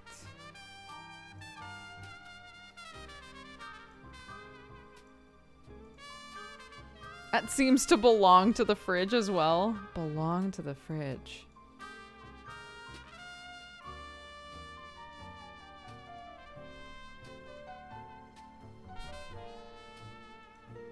Do not forget to clean the garage. In the moments of solitude, it is only my noise you hear. You ignore me, but I show what never stops. Do not think you can deceive me. I'm 5 steps ahead of you.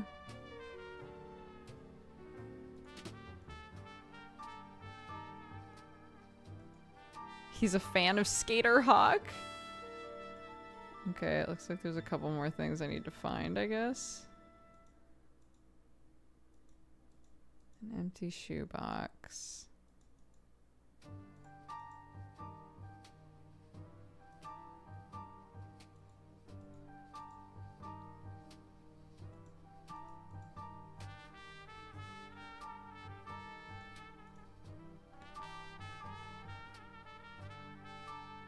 Right. Moments of solitude. So that doesn't belong on the... Okay.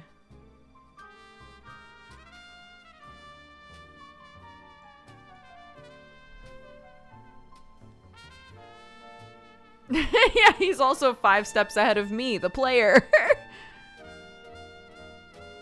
Portuguese. Oh, there you go.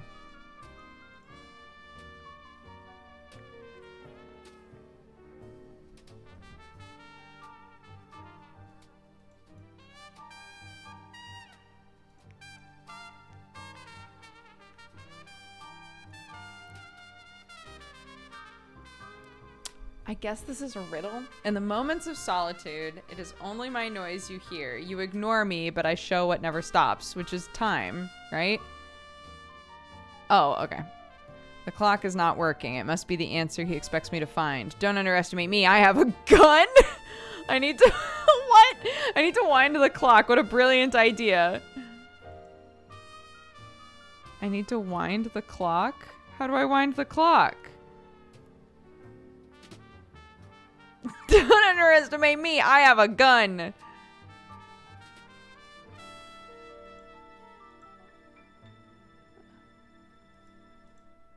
What do I wind the clock with? What do you mean wind the clock?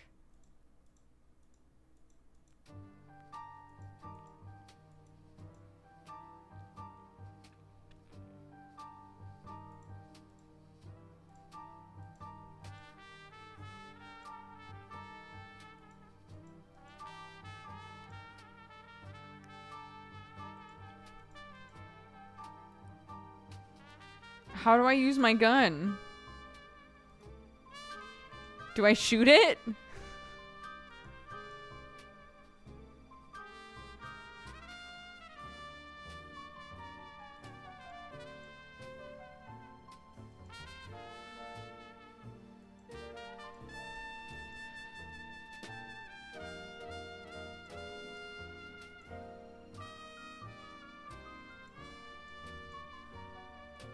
Goodness gracious.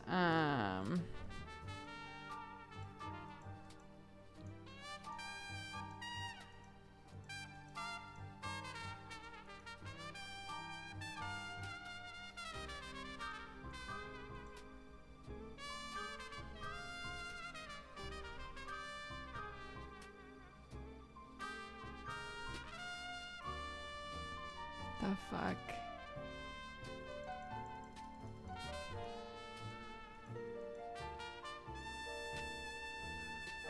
Ground Spanish salami.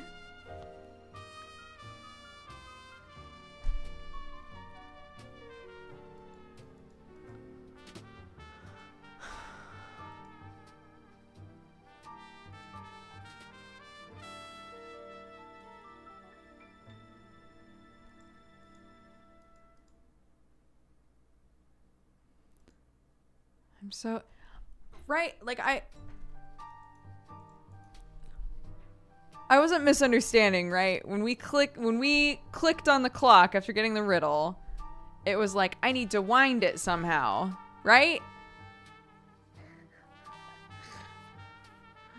Oh my god.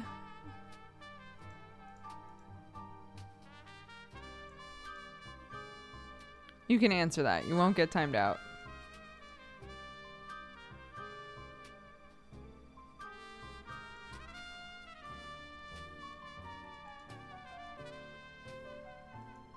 He said don't underestimate me. I have a gun. But...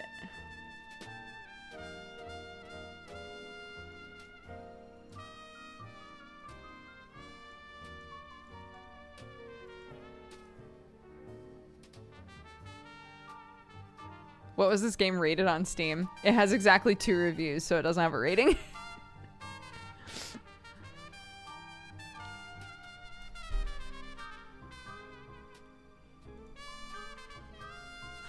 But I was like, I gotta try it.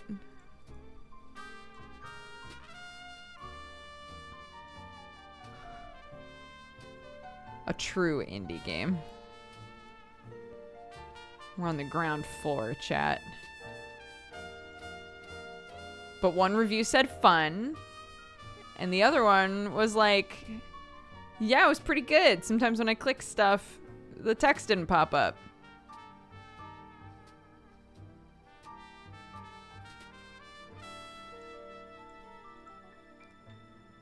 Am I crazy? Crazy, crazy for feeling so lonely.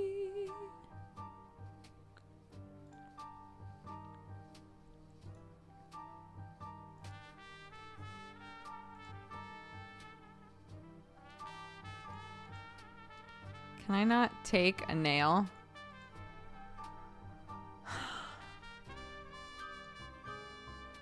This is gonna bother me.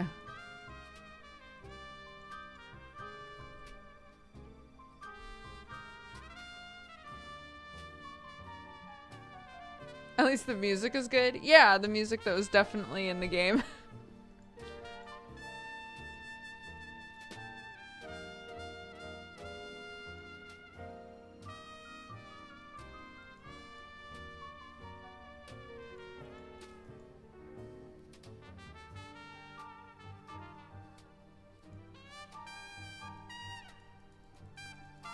Oh my god. And because this is a true indie title, we can't even look up how to do anything.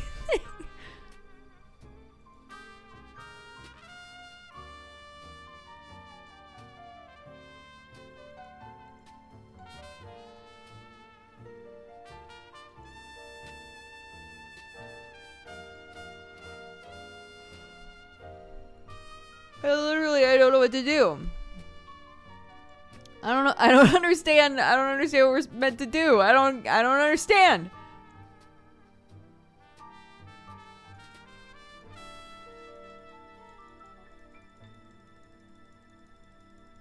Wind it. Wind up. Wind up. Wind up. You can ask chat for help. I have! Chat!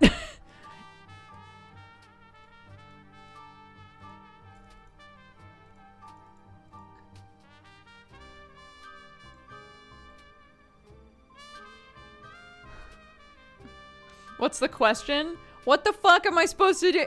Literally, you're on your own. No! Apparently this door has something that can go into it. We've clicked everything in the world. There's a bunch of ink on the ground. This clock needs to be wound, question mark, but it won't let me. Yeah, I've tried clicking on that part. I've clicked all over the clock.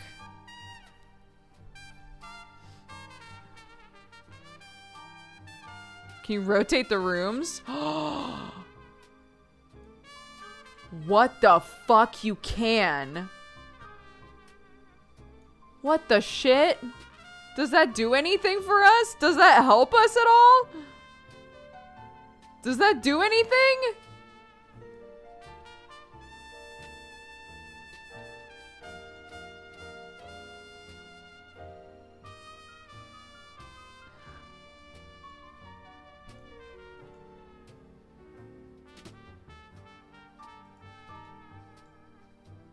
Did that do anything for us?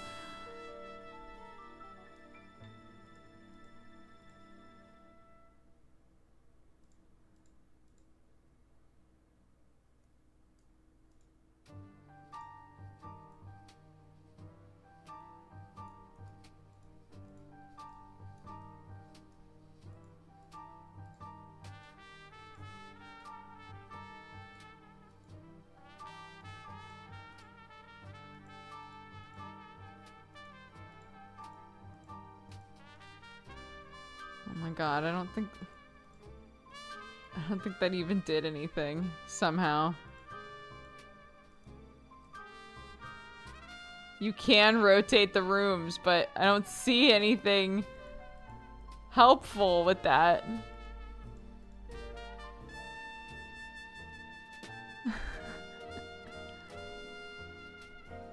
I've tried holding the mouse button, yeah. Literally the second that I click, it says something, and holding it down doesn't do anything different.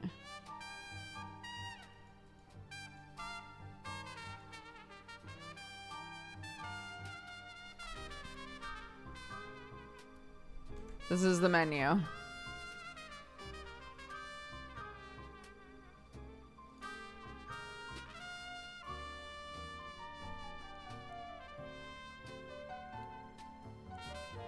You got stuff on the bar at the top. What happened to them? They're put on the fridge. If you click, when you have stuff up here, if you click on the fridge, it puts them on the fridge. And then you cannot look at them again.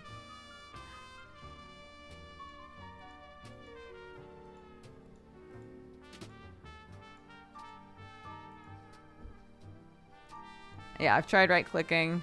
Right-clicking is how you move around, but right-clicking just in general doesn't do anything.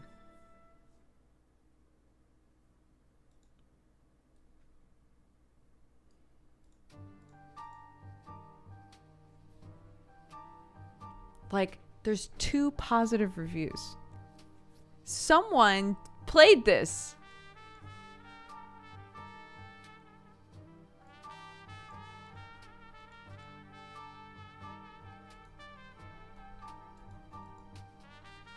I'm scrolling. I'm clicking. I'm scrolling. I'm scrolling on the clock.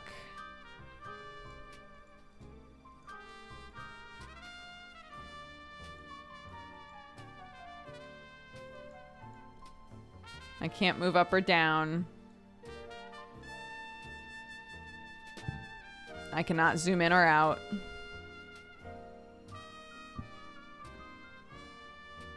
Press buttons.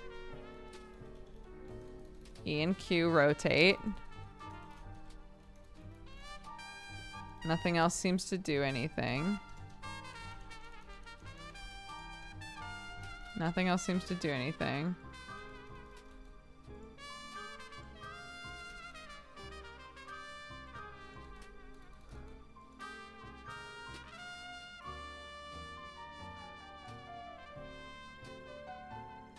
I just said I can't rotate up or down, and I've clicked the couch a million times.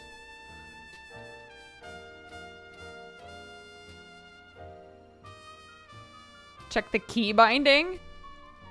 What key binding?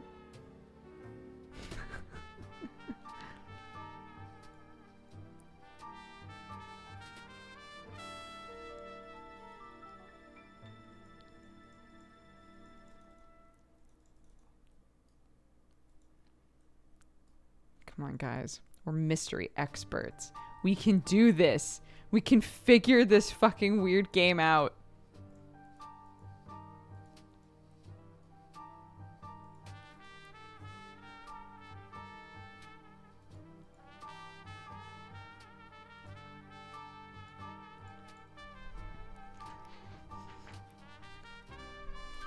That's true. Maybe it bugged out.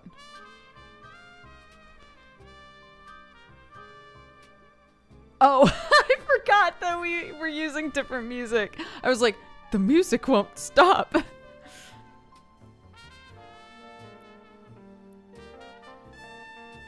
No, no, no, no. No, no, no, no. Okay.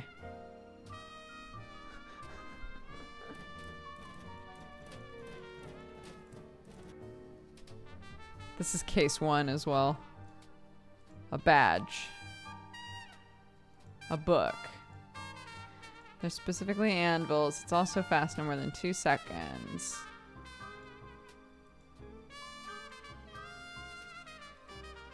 Okay. Books. That's locked.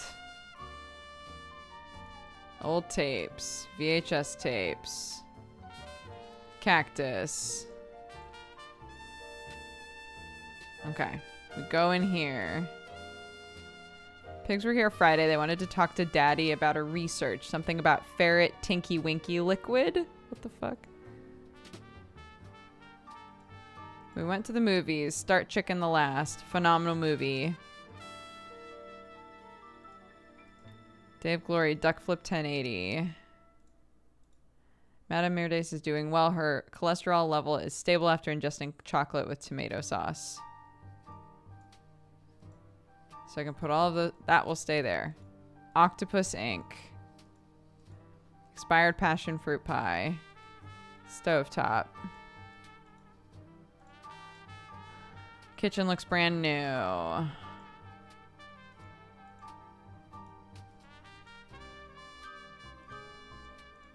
Empty. Locked. Empty.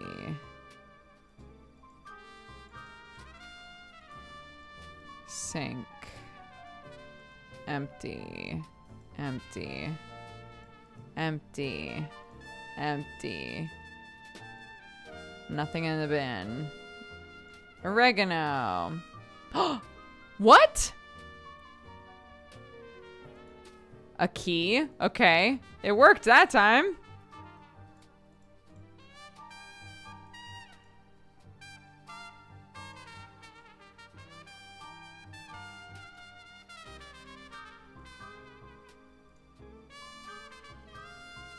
Locked. Okay.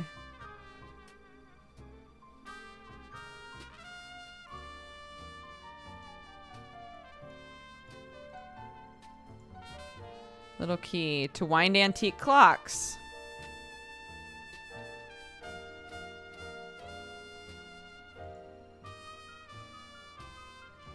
Oh. Experience texture is prior to everything. Okay, here we go. Simple skate. My lips burn. In the heat, the gluttony happens. It must be the key. Something tells me I can't remove it from there if I don't replace it with something else. My lips burn. In the heat, the gluttony happens.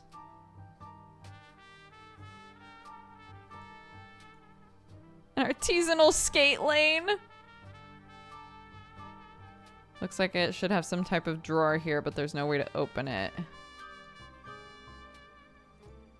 I'm going to the market. Mommy will be back soon.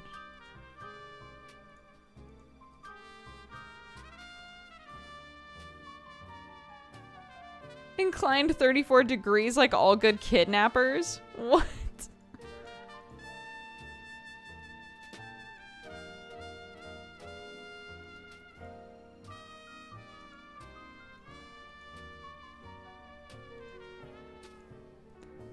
Anvil materialization causes another death.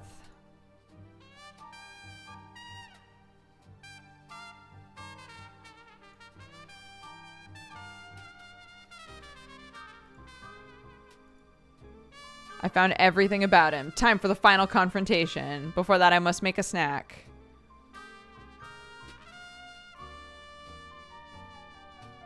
Lips fire gluttony.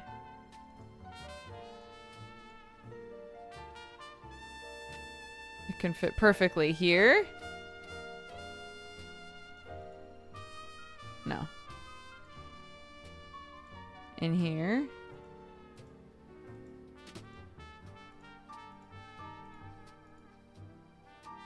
What on earth? I wonder if they worship some sort of naked duck god? Under the impulse of the fallen, he rolls free with shredded pawns. He felt like the wind against his feathers. What on earth? Ducatello?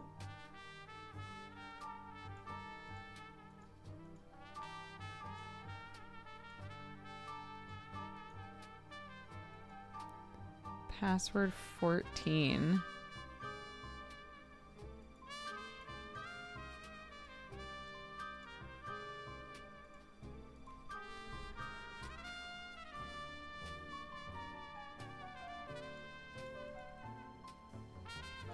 I don't think I can leave. Oh, I can.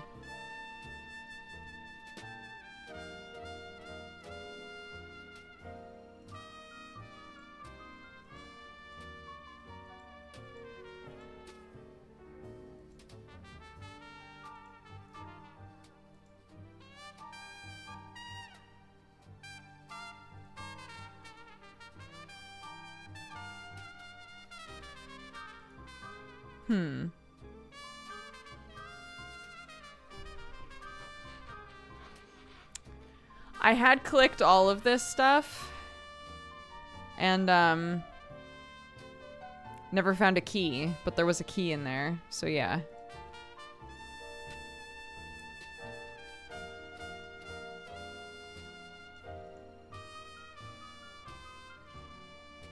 What? Are they going up or down?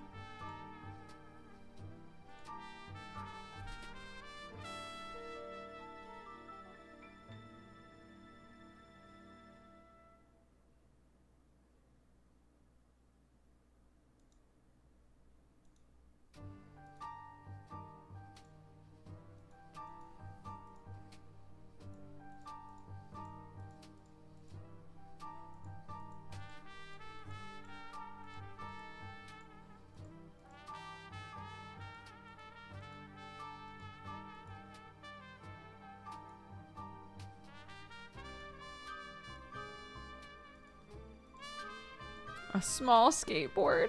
Okay. To put through the hole?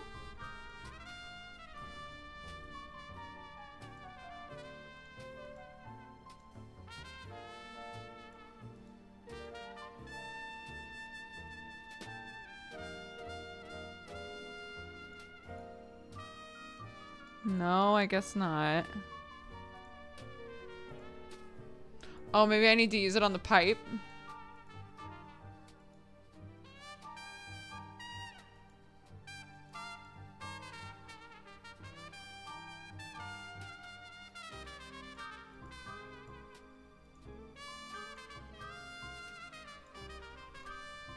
A small skateboard. He felt the wind against his feathers. Right.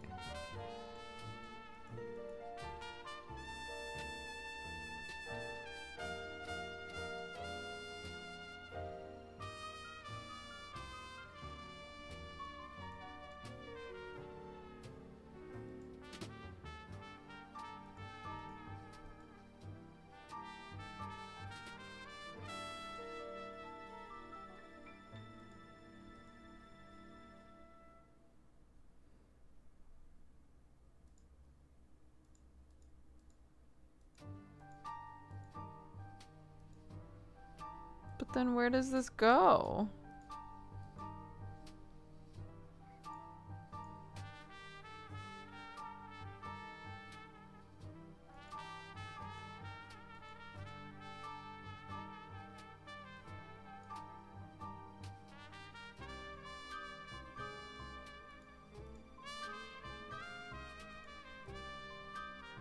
Oh.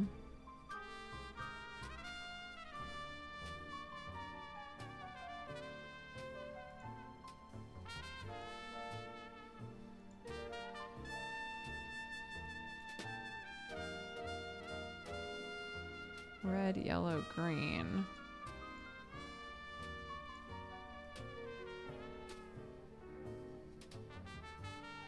Something like a cactus.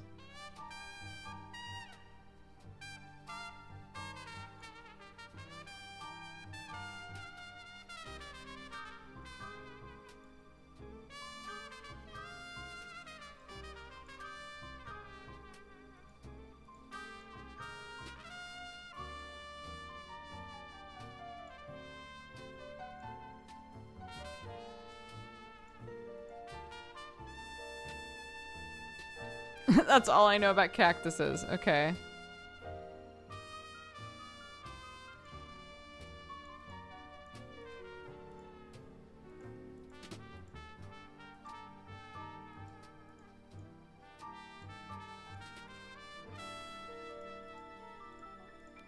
Red, yellow, green. Top to bottom. Oh, this. A little cactus.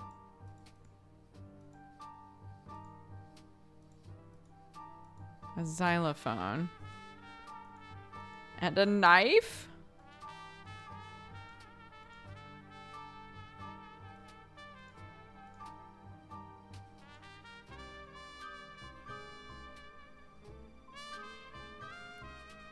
can't see him that well, but I think he's breathing. Our final confrontation. Hola, me llamo Bartholomew. Don't arribas me, you filthy duck. I didn't kill anyone.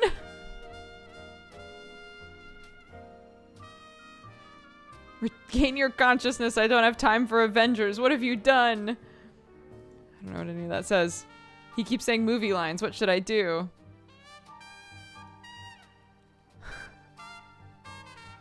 I feel dizzy. Finally, you regain your fanatic persona. That penetrating, evil, strong, and killer look you have. Yes, you're under arrest. Caught in the act for kidnapping this octopus. Come with me or I'll be obliged to use force. Let's begin our epic confrontation.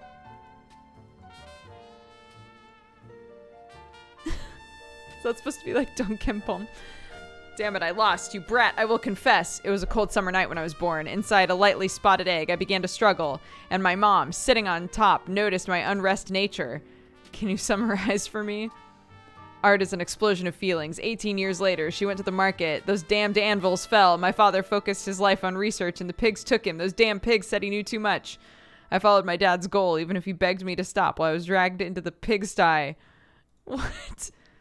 This octopus, he could be the answer for all of my problems. He'll solve the anvil mystery. He has the perfect gene, the perfect circumference, the same shape as my mom. With me, I have a banana. Not one, a whole bunch. What the fuck? Where? Who? What day is it? Where am I? What the fuck is happening?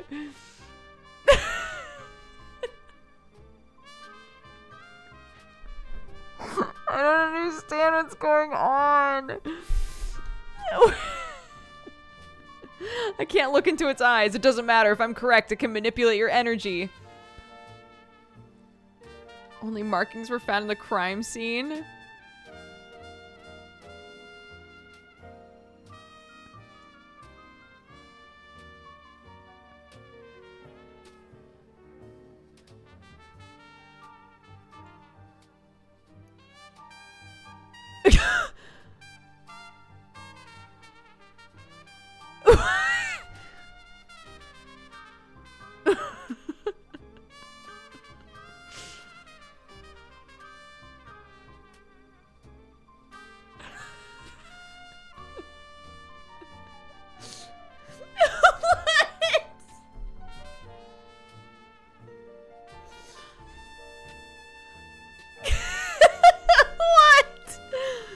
I'm writing a fucking review for this game.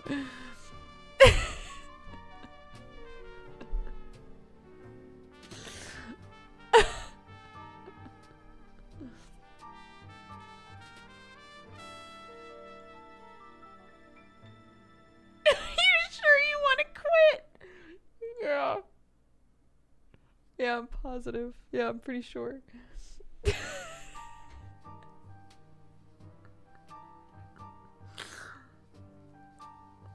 What would my review even say for this game?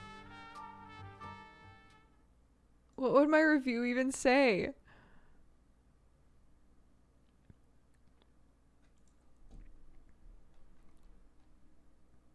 I'm so confused. Do not recommend. This game is bananas.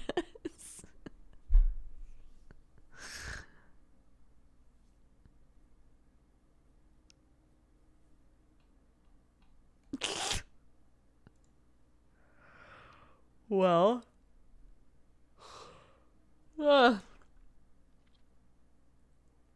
Okay. All right.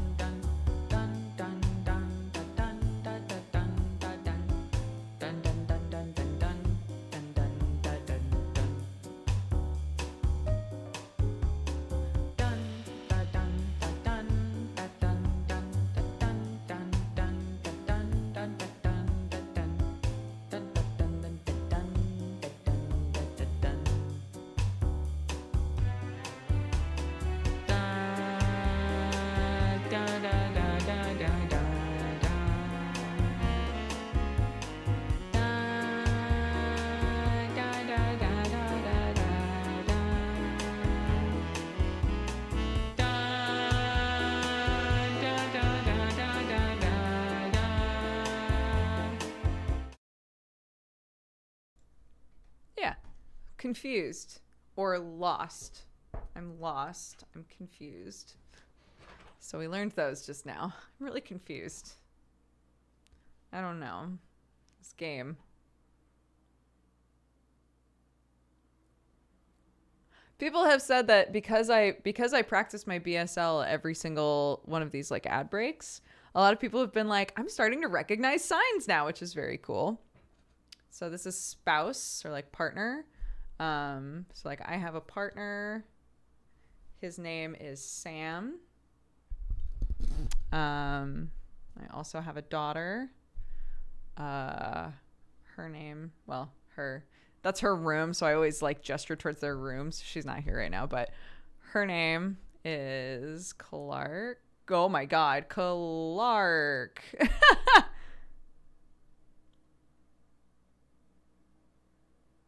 But yeah, confused. New one. Confused. Or lost. You want to learn sign language? Now's the time. Do it. I finally started. I've thought that for years that I would love to learn sign language. I live in England now, so I thought I'll learn British Sign Language. Let's go. So I practice it with my kid. I practice it with y'all. And it's wonderful.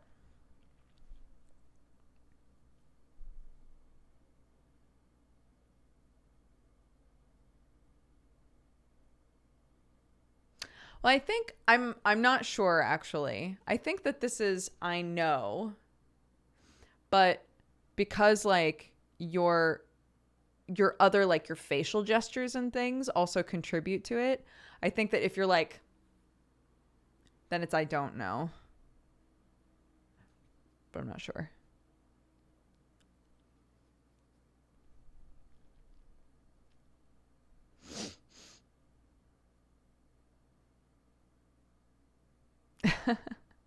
Well, some people in America have been like, I'm gonna look into how to learn some ASL. You know. And honestly, because of our time zone, we have lots of British viewers. So what weird game shall we play next? Well, that's what I was gonna ask you guys. We didn't go back to Dandy Ace. I'm down to play some Dandy Ace. We've only got another hour of the stream because I'm ending early to prep for Routing Maw, so.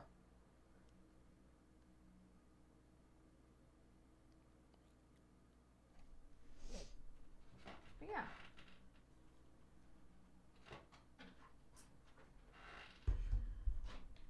I love a flamboyant magician. Wonderful.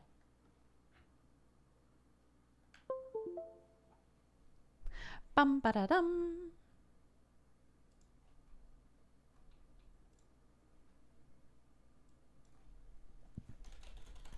Dandy Ace. Dandy Ace. Tight.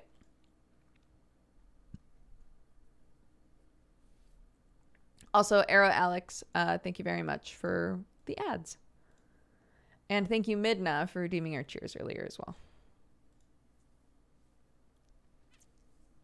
We also have some Valentines. Kayla said, Happy Monday, Cat Gang. I have 1 month until I have my little girl. I wanted to say thank you to you and Dodger for being such wonderful people. You've kept me company on bad days, even if I'm just lurking. I'm so happy to be part of such a lovely community. You rock. P.S. My cat mowed for the first time, so he must agree. Midwinter Lily says, for Nancy and the Nancy stories. She's earned at least one Valentine, seeing how often we talk about her. Zilosara says, Happy Monday, beautiful people. Another mushy reminder. You're all loved, doing the best you can. You have a great community cheering you on. I'll humble brag and say that in 42 days, my husband and I are closing on buying our first house. We've had a hard few years. I can't wait to start our family in a place we can call our own. Thank you for being a beautiful community that you are. And don't forget to love each other and yourself. Sorry for the block of text. Oh, congrats on buying a house. That's so great. And Kumagoro says to all my other 9-to-5 corpos who are going to die in the gym tonight after 3 months of desk life. I don't know why I love the term corpos. It's making me laugh. It's funny.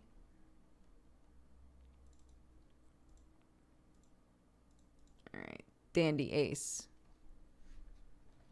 Let's go. Once upon a time, an illusionist became the greatest magician in the world. For years, he was loved by the public. He could even make children cry with joy.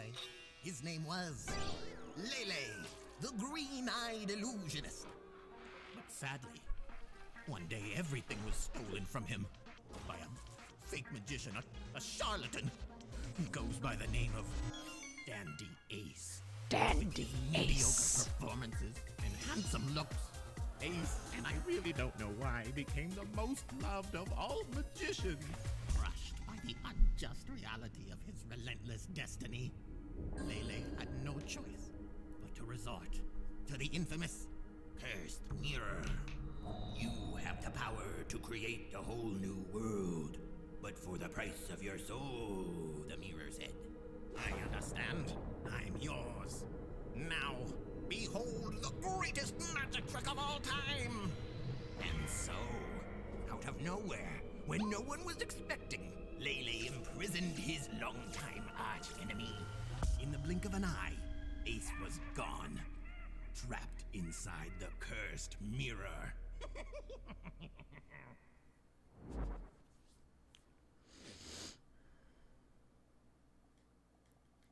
Woo!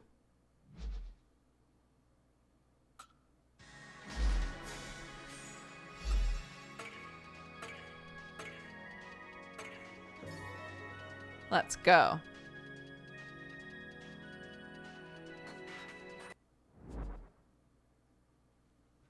New run. I have a rash on my finger. I'm not sure what it's from. Yay! After watching you guys do Rotten Maw, I finally started playing Hollow Knight. Yo! Nice. There's no going back, Dandy Ace. I can feel your despair growing.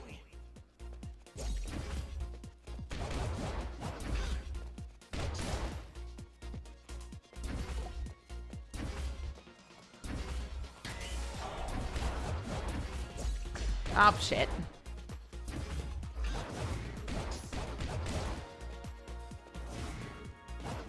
Oops. What? No! Don't drop that cupcake. You can take one. Alright, don't I have you turned off, Lele? No. None is what you're supposed to be set at, you goofball. Can you take all of them at the same time? Let's see.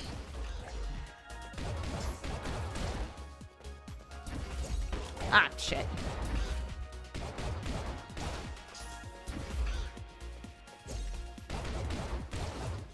That was barely a challenge. Next time you'll see.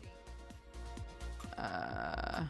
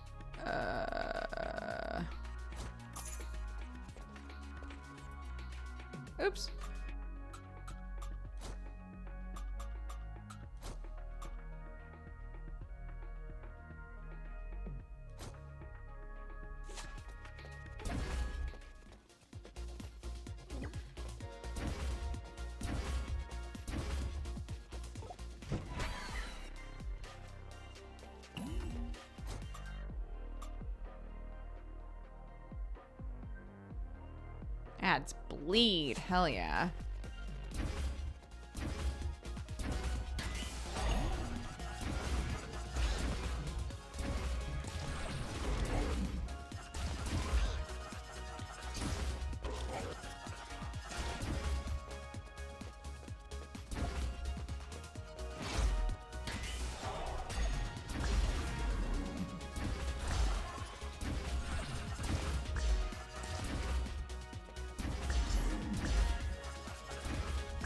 God, I keep forgetting what abilities I have.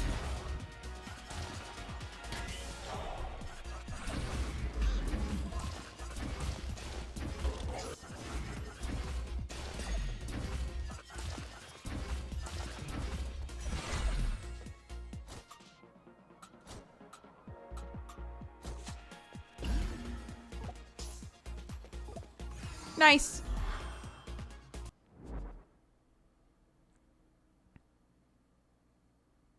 I missed the chicken game while I was in a meeting. It existed. It existed. We did it. Great to see you, Mr. Ace.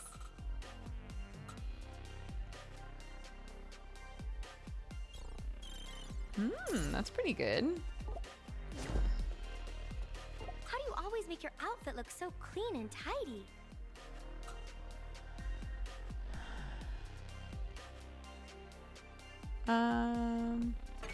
Sure.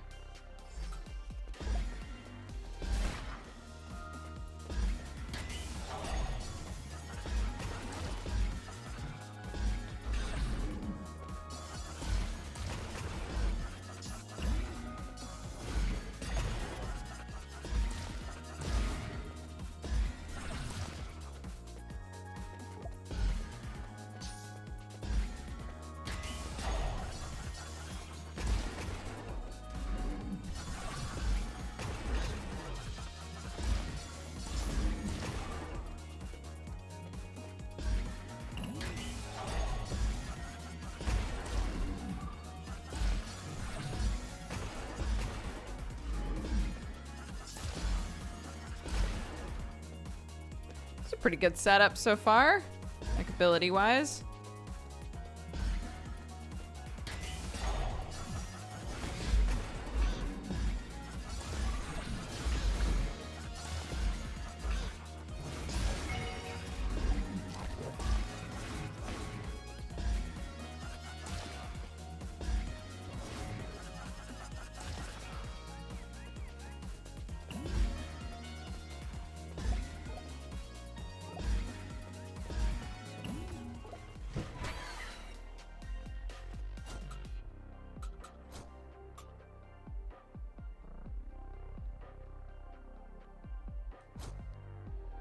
Okay, increases weakness. The stun is really nice, though. Yeah, let's do that. And then sell that one. Yeah.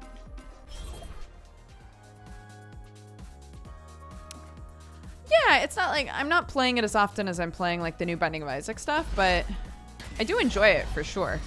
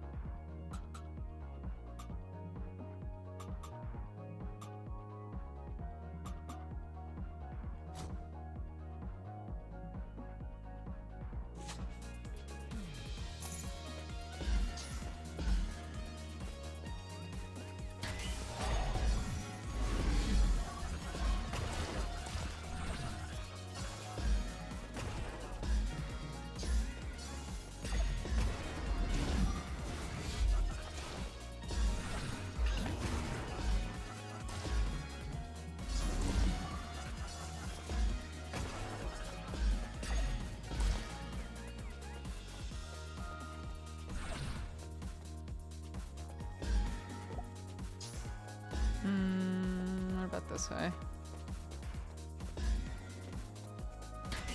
Okay.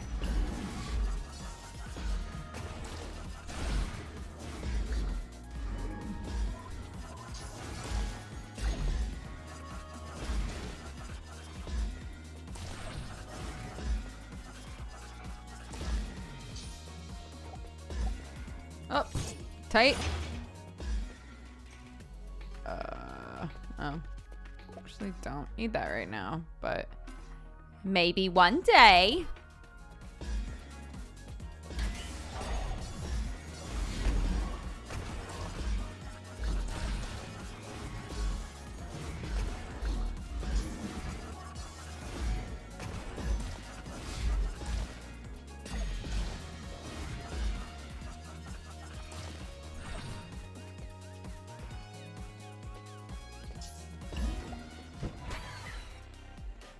Oh, I do like Dancing Wand.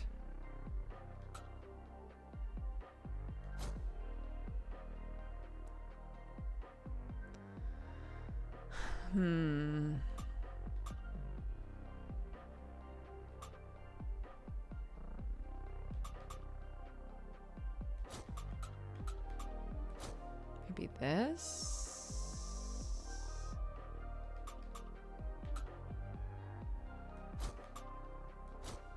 Oops. No, what? Oh my god.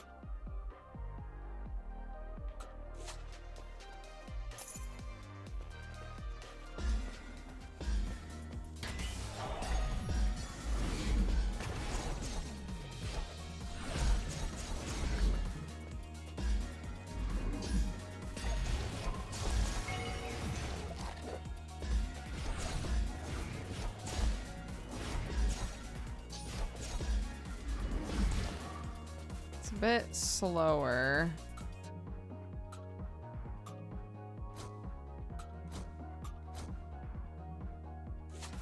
Let's try this instead.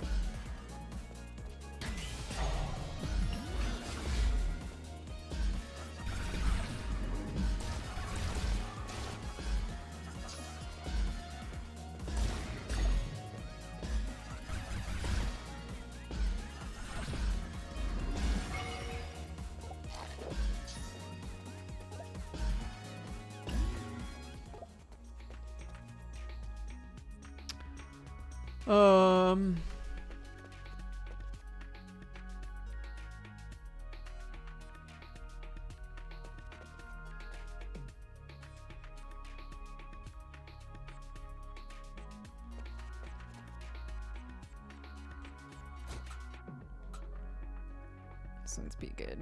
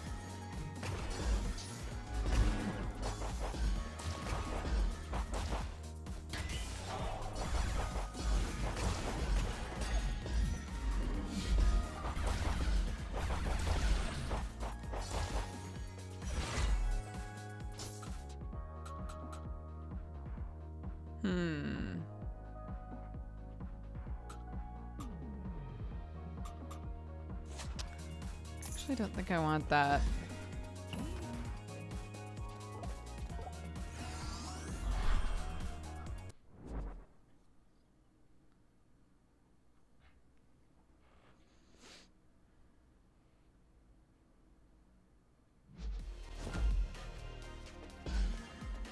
It's nice to see you're still in one piece.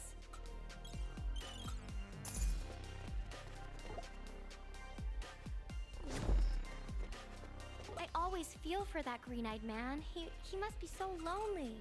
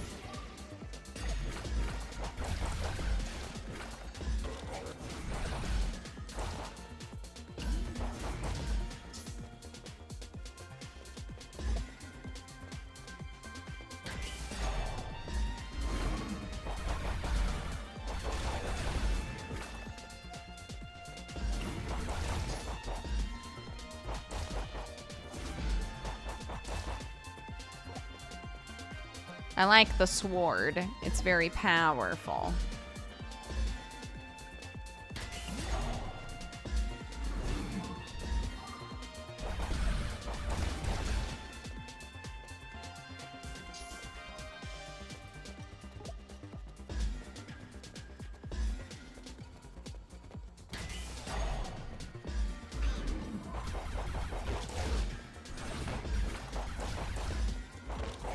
What?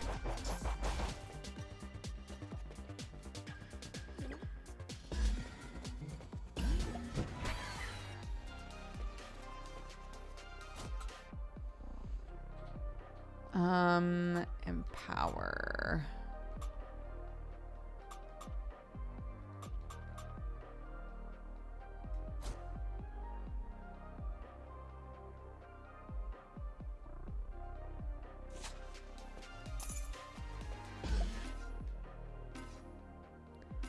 Let's do this whole side first.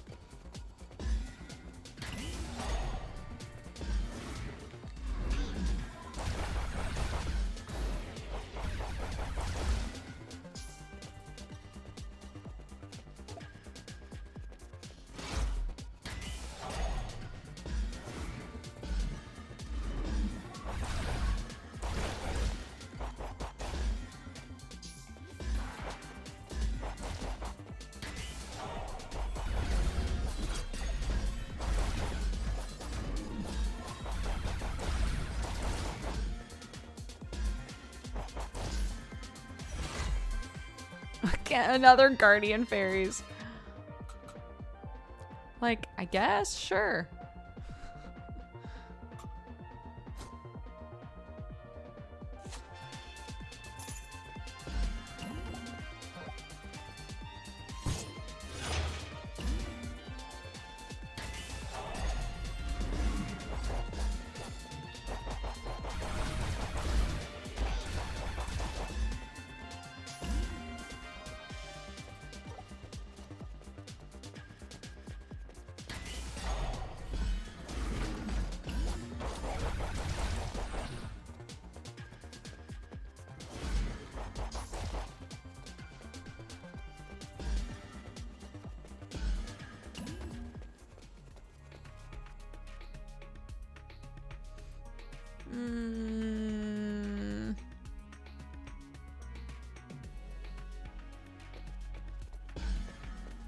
Don't think so.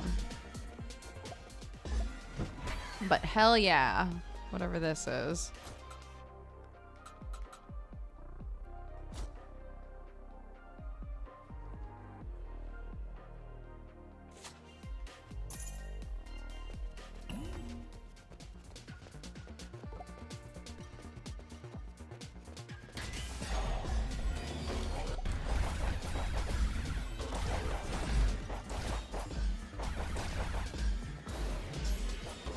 Shit. What can you do?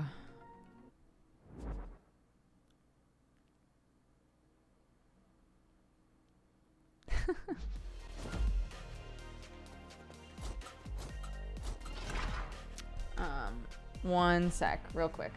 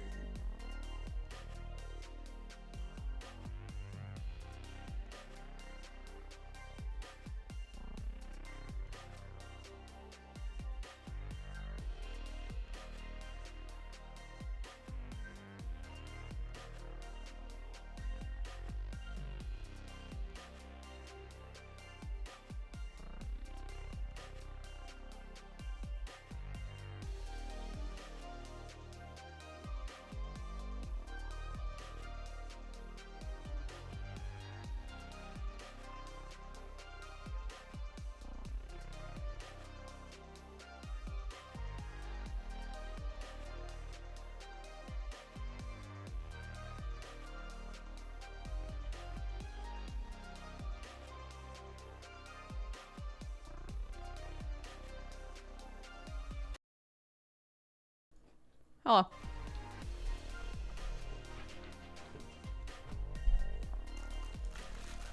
My soil was delivered, finally, after all this time. So I also grabbed some chocolate chip cookies. I don't know what's up with me lately. Been on like a chocolate kick. I typically don't eat chocolate really. And yet, here we are.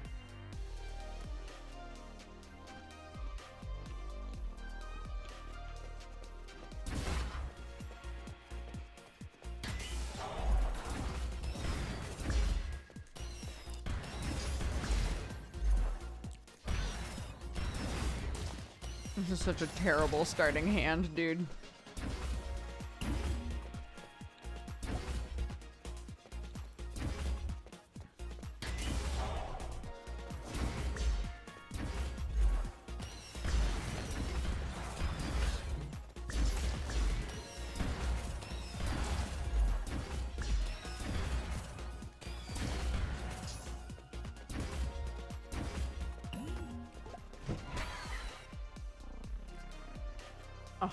Oh, bro.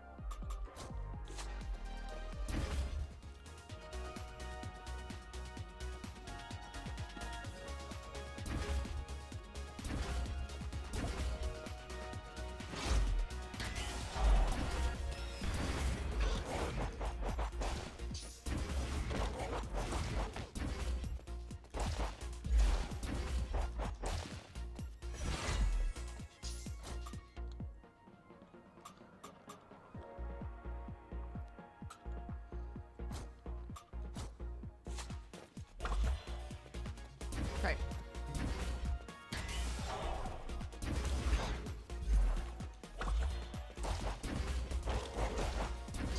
He always turns.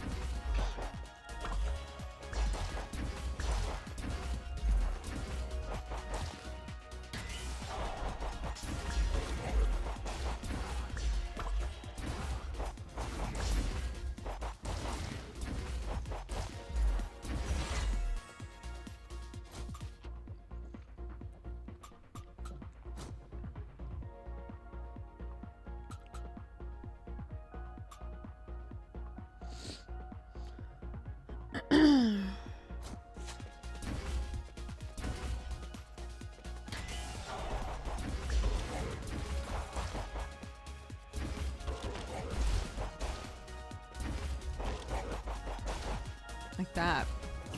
They turn with you. You try to like skip around behind them and they're like, I see you.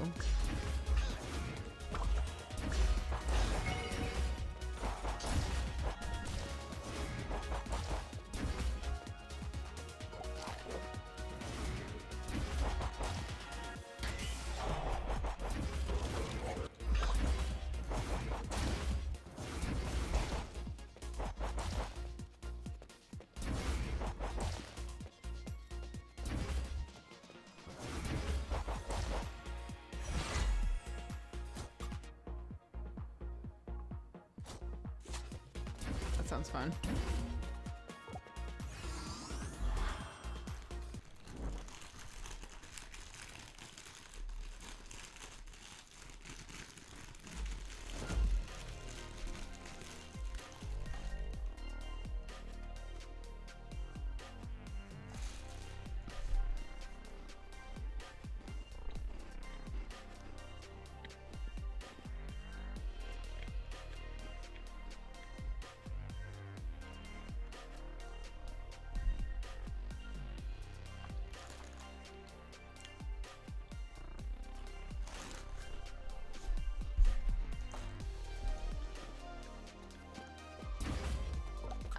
Can we get on with our lives yet?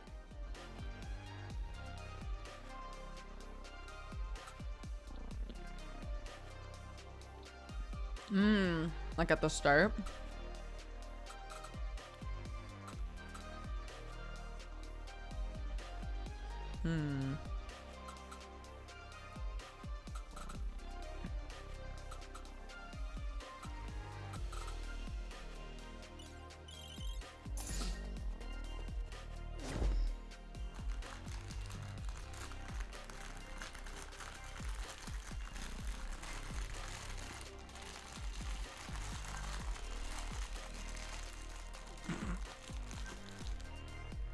I'll just eat all of them. Hey,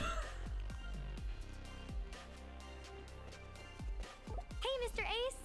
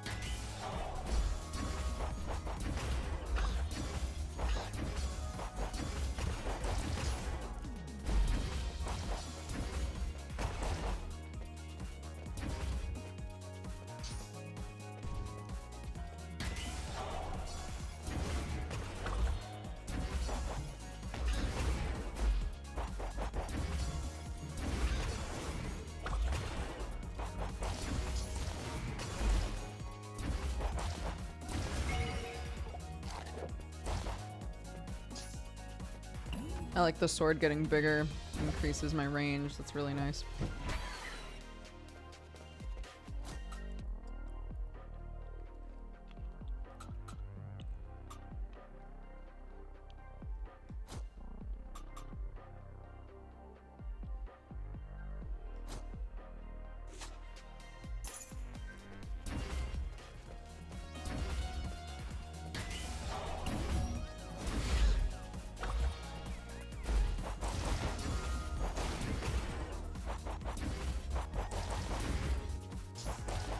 Like, look at that. The reach on it now is so good.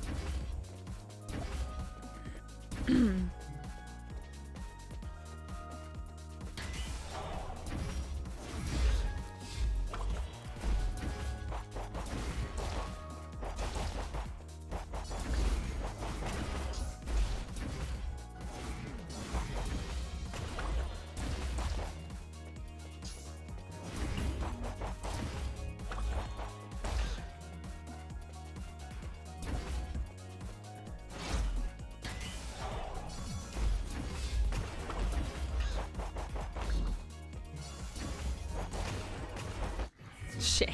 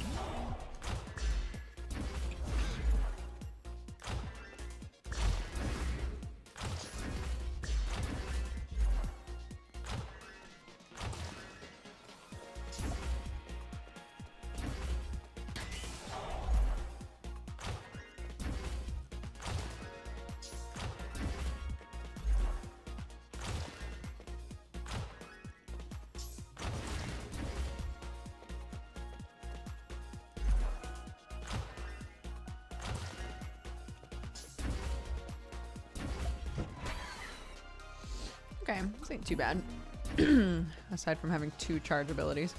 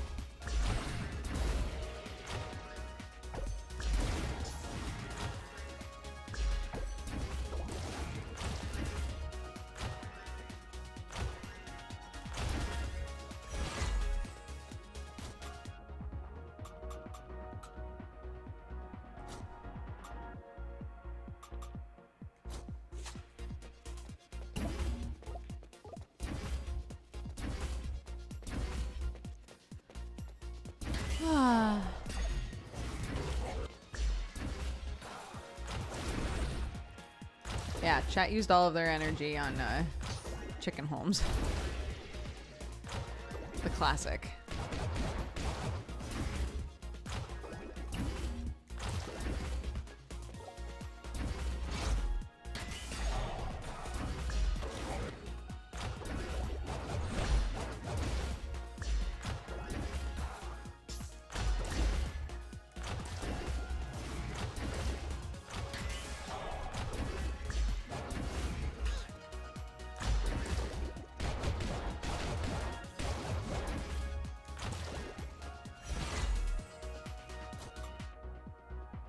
Chicken Holmes burned our collective brain cells. Everyone is still too confused to say anything. Dude. What was that game?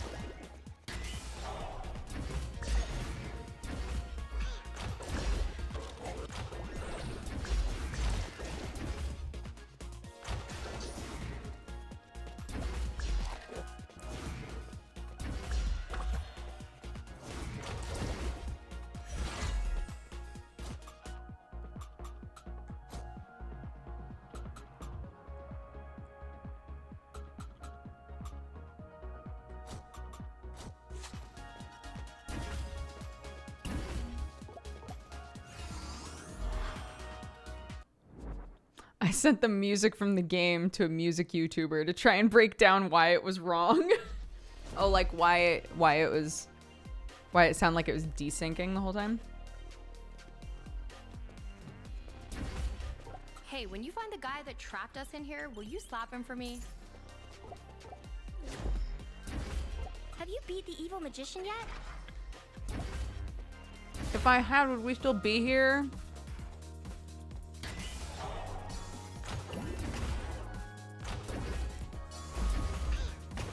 Oh, okay.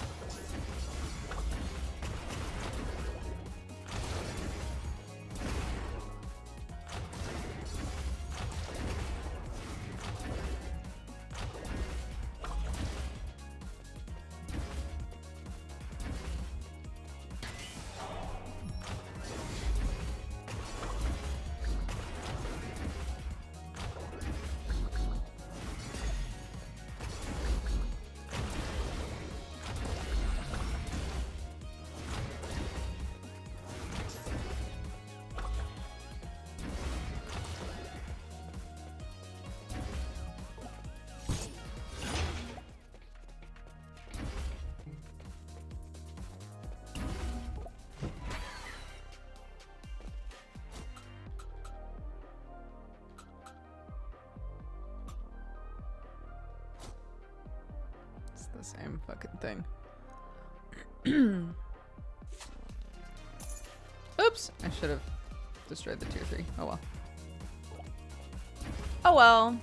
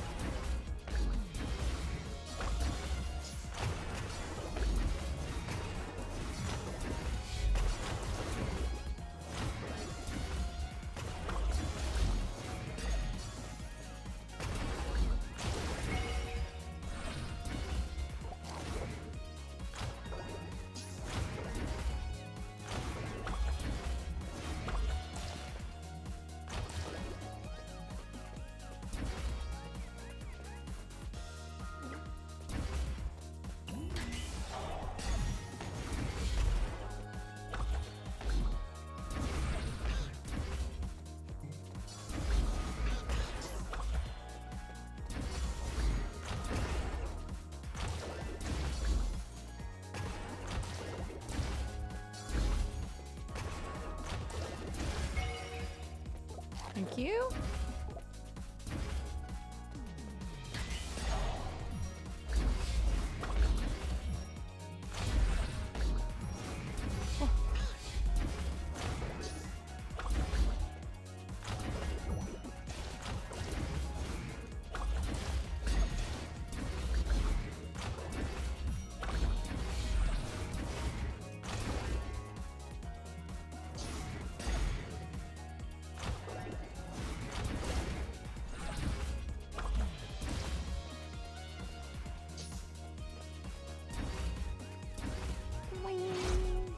God, the bank was fucking huge, dude.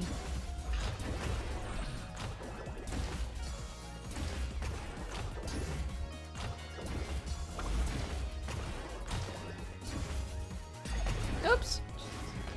Ah.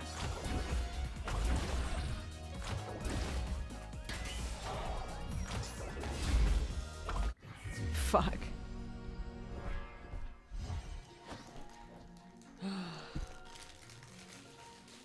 One cookie left. Down the hatch it goes.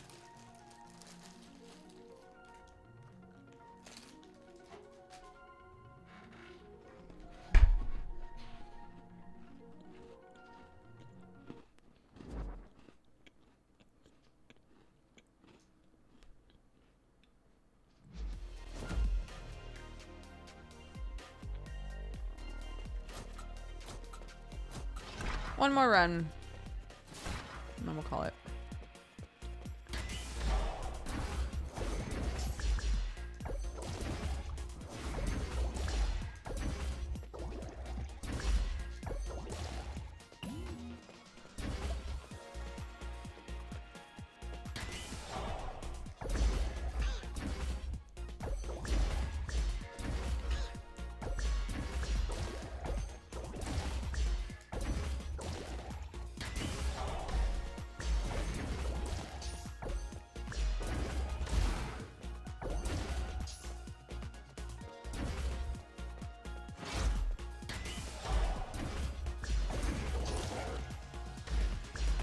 Nope.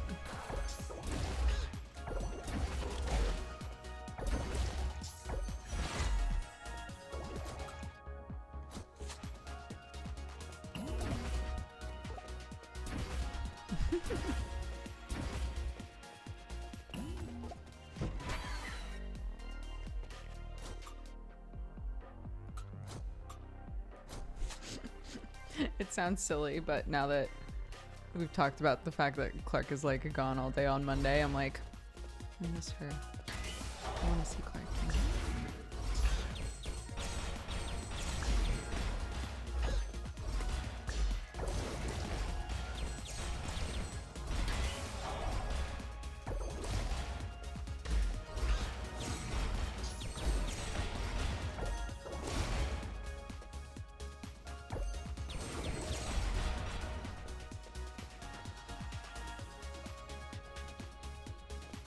The announcer's taking a break.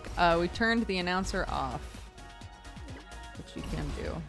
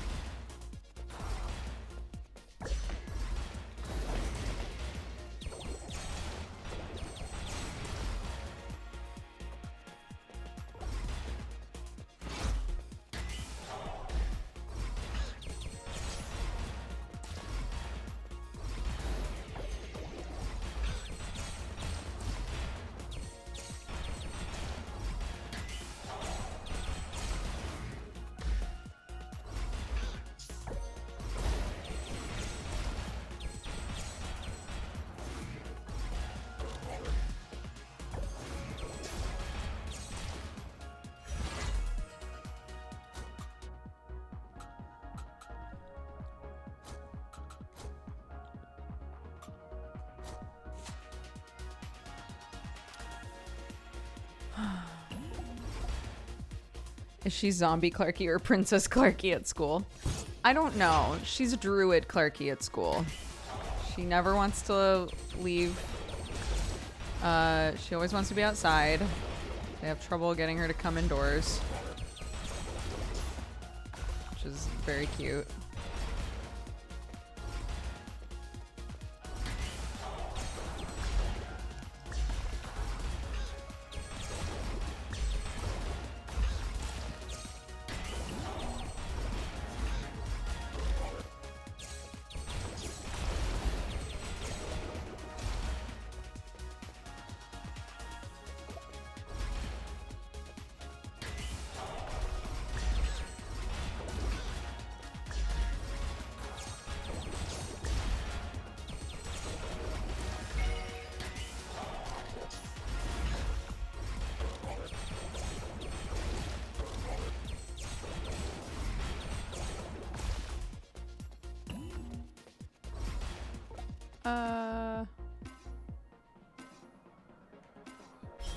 Didn't go everywhere.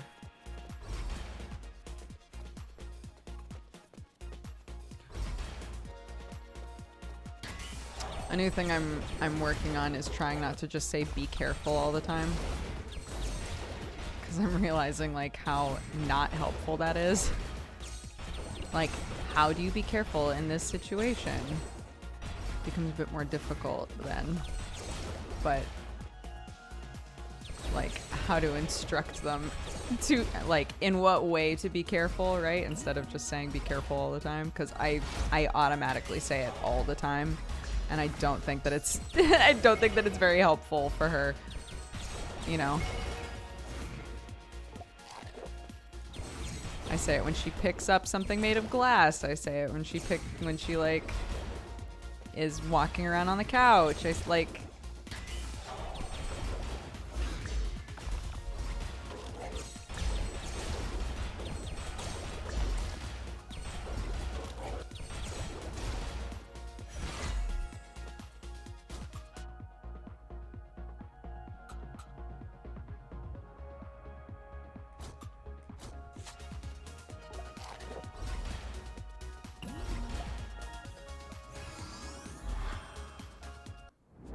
We had enough of Chicken Detective. We finished it. We finished it. It bugged out. We reopened it and we finished it. And it certainly was a video game. Can we go home now?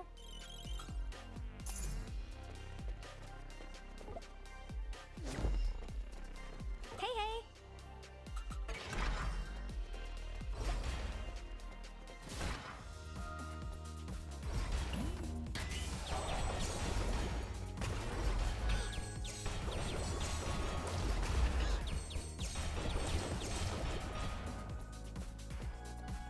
It's more like, so say that she's walking around on the couch.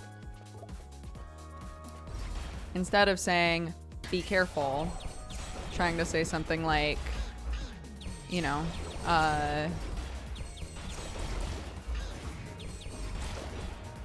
take steady steps, or like, take your time, don't rush, you know. Make sure you know right where you're stepping. Things like that. We don't want to fall, so let's try to do this. Blah, blah, blah. Kind of thing.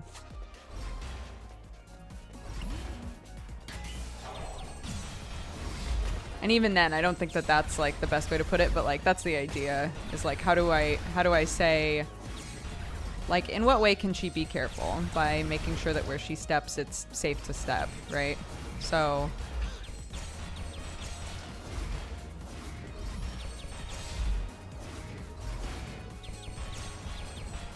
it's like that kind of a thing.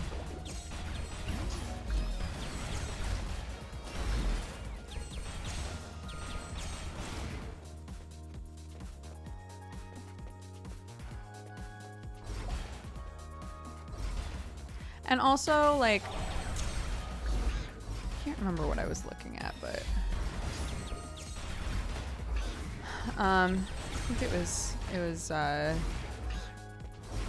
someone with a kid around Clark's age who's on the autism spectrum, and they were saying that like they've found a lot of value in identifying in what situations it's fine if they fail at something, right? Like, you don't have to micromanage all of the situations in which like sure, they could fall, but falling isn't like, they fall a lot from the time that they start trying to walk, right? Like, falling isn't always a terrible thing to do. So like giving them instruction on how to be safe, and then like if it doesn't work out, it's fine, and then talking about why it didn't work, right? Because I'm definitely, and Sam has called me out for this even before we had a kid, but I'm 100% the sort of person that like the second I think something bad might happen, you can hear me like off in the distance going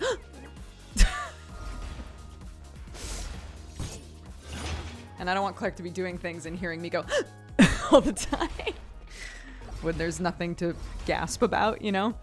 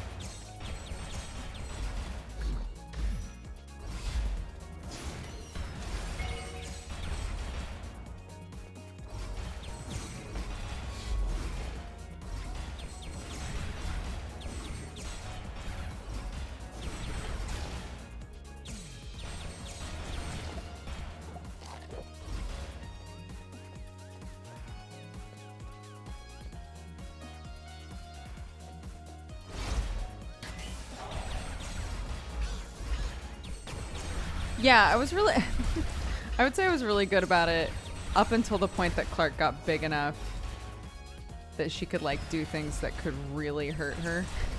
You know? Just taking little tumbles, just falling, I've never reacted badly to. But like since Clark has gotten big enough that she sometimes like climbs up on counters and things, and I'll try to just be like, okay, well, you know, make sure you're sitting properly. Make sure your butt's flat on the countertop, right? Even then, if she like wiggles a little, I'm like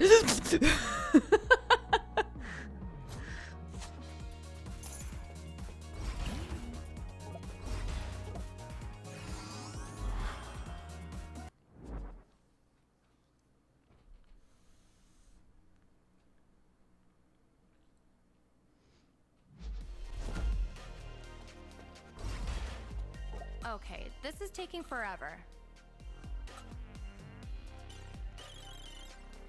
Look, I'm sorry, Jolly Jolly. I don't know what to tell you. Hi, Mr. Ace. It's good to see you. It is good to see me, isn't it? Goodbye. And now time for me to die.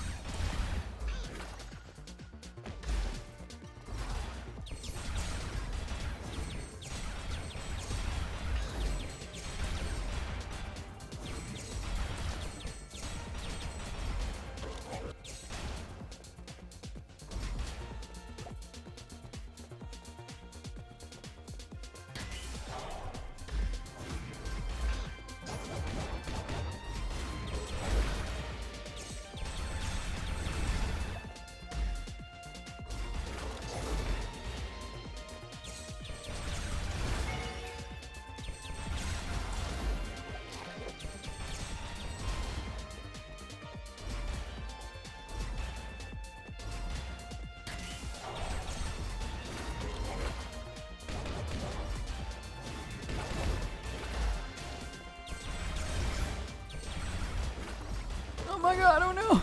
I'm stuck!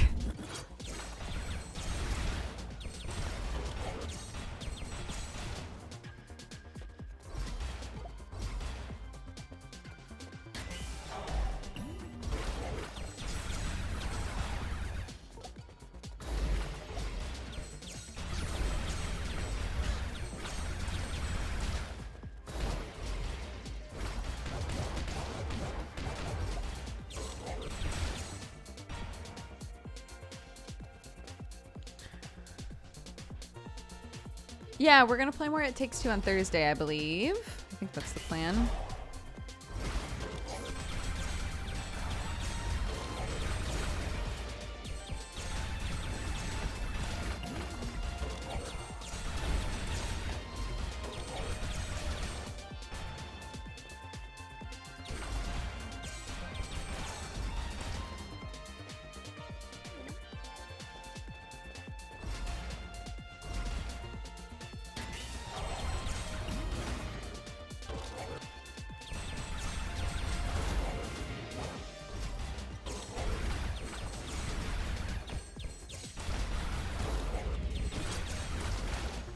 Oh my god.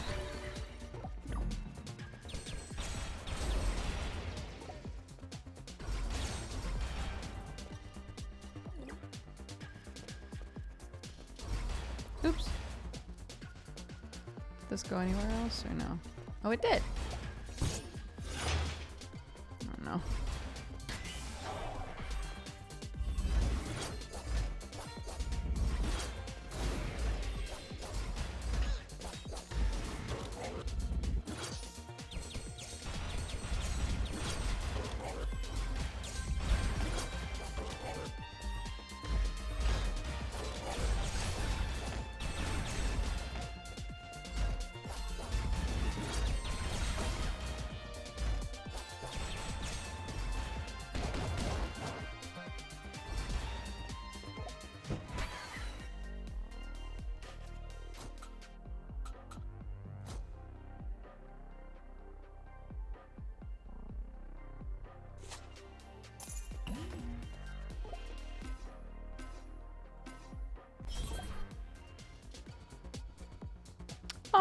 now. Yeah, I'm really excited to play more of it because, again, if you spoil anything about the game, you will get timed out forever.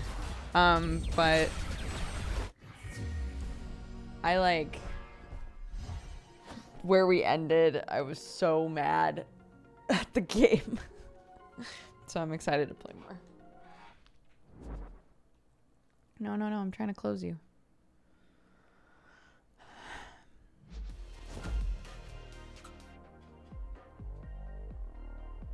There we go.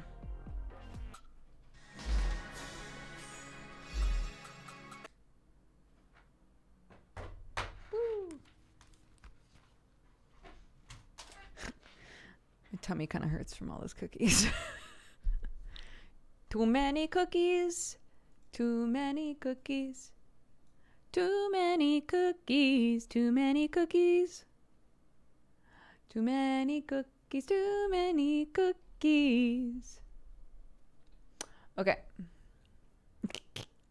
Nocturos, thank you very much for subscribing. Welcome to the Cat Gang. Light Horizon, thank you for the 8. Caddies for the 28. Ko Kuma for the 10. Lava Jackal for the 21. Dona for the 22.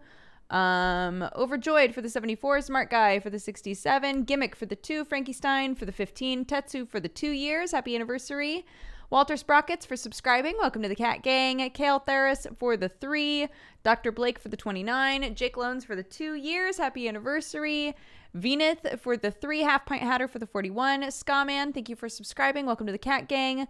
Luis the Hut for the 2. Ronan Riker for the 58. Mara's Muse for the 5. Face Wrecked for the 6. Tomlinson for the 80. Marianne for the 49. Taldraken for the 17. Joe WZM, thank you again for subscribing. The Rogue for the 56. Exivin for the 54. Sunrissa for the 30. Crisp Sky for the 7.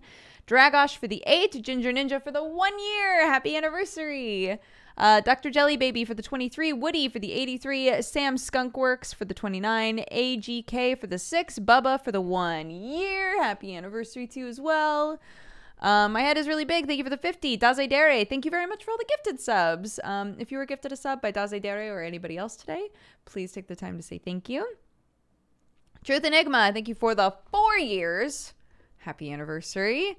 Nexio, thank you for the biddies. Vulpine Bloodline for the 1 year. Happy anniversary. So many anniversaries today. Appreciate it, guys. Evan Sky, thank you for the 11. If I Fell for the 13. Jun Coffee for the 7.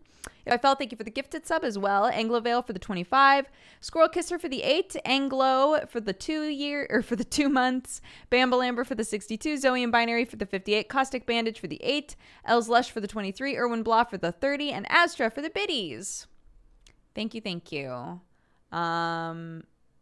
Yeah, Raid Leader is still open if somebody would like to redeem that. Otherwise, I can shoot you over to somebody. Find you somebody to love. Find you somebody to love. Find you somebody to love. Find you. Okay, I'll find someone. That's chill. Let's see. Somebody to love.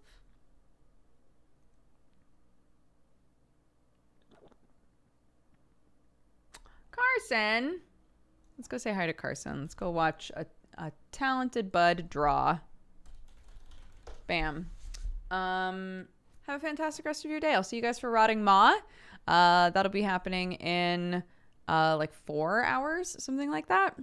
So I'll see you then. But otherwise, take care and stay safe.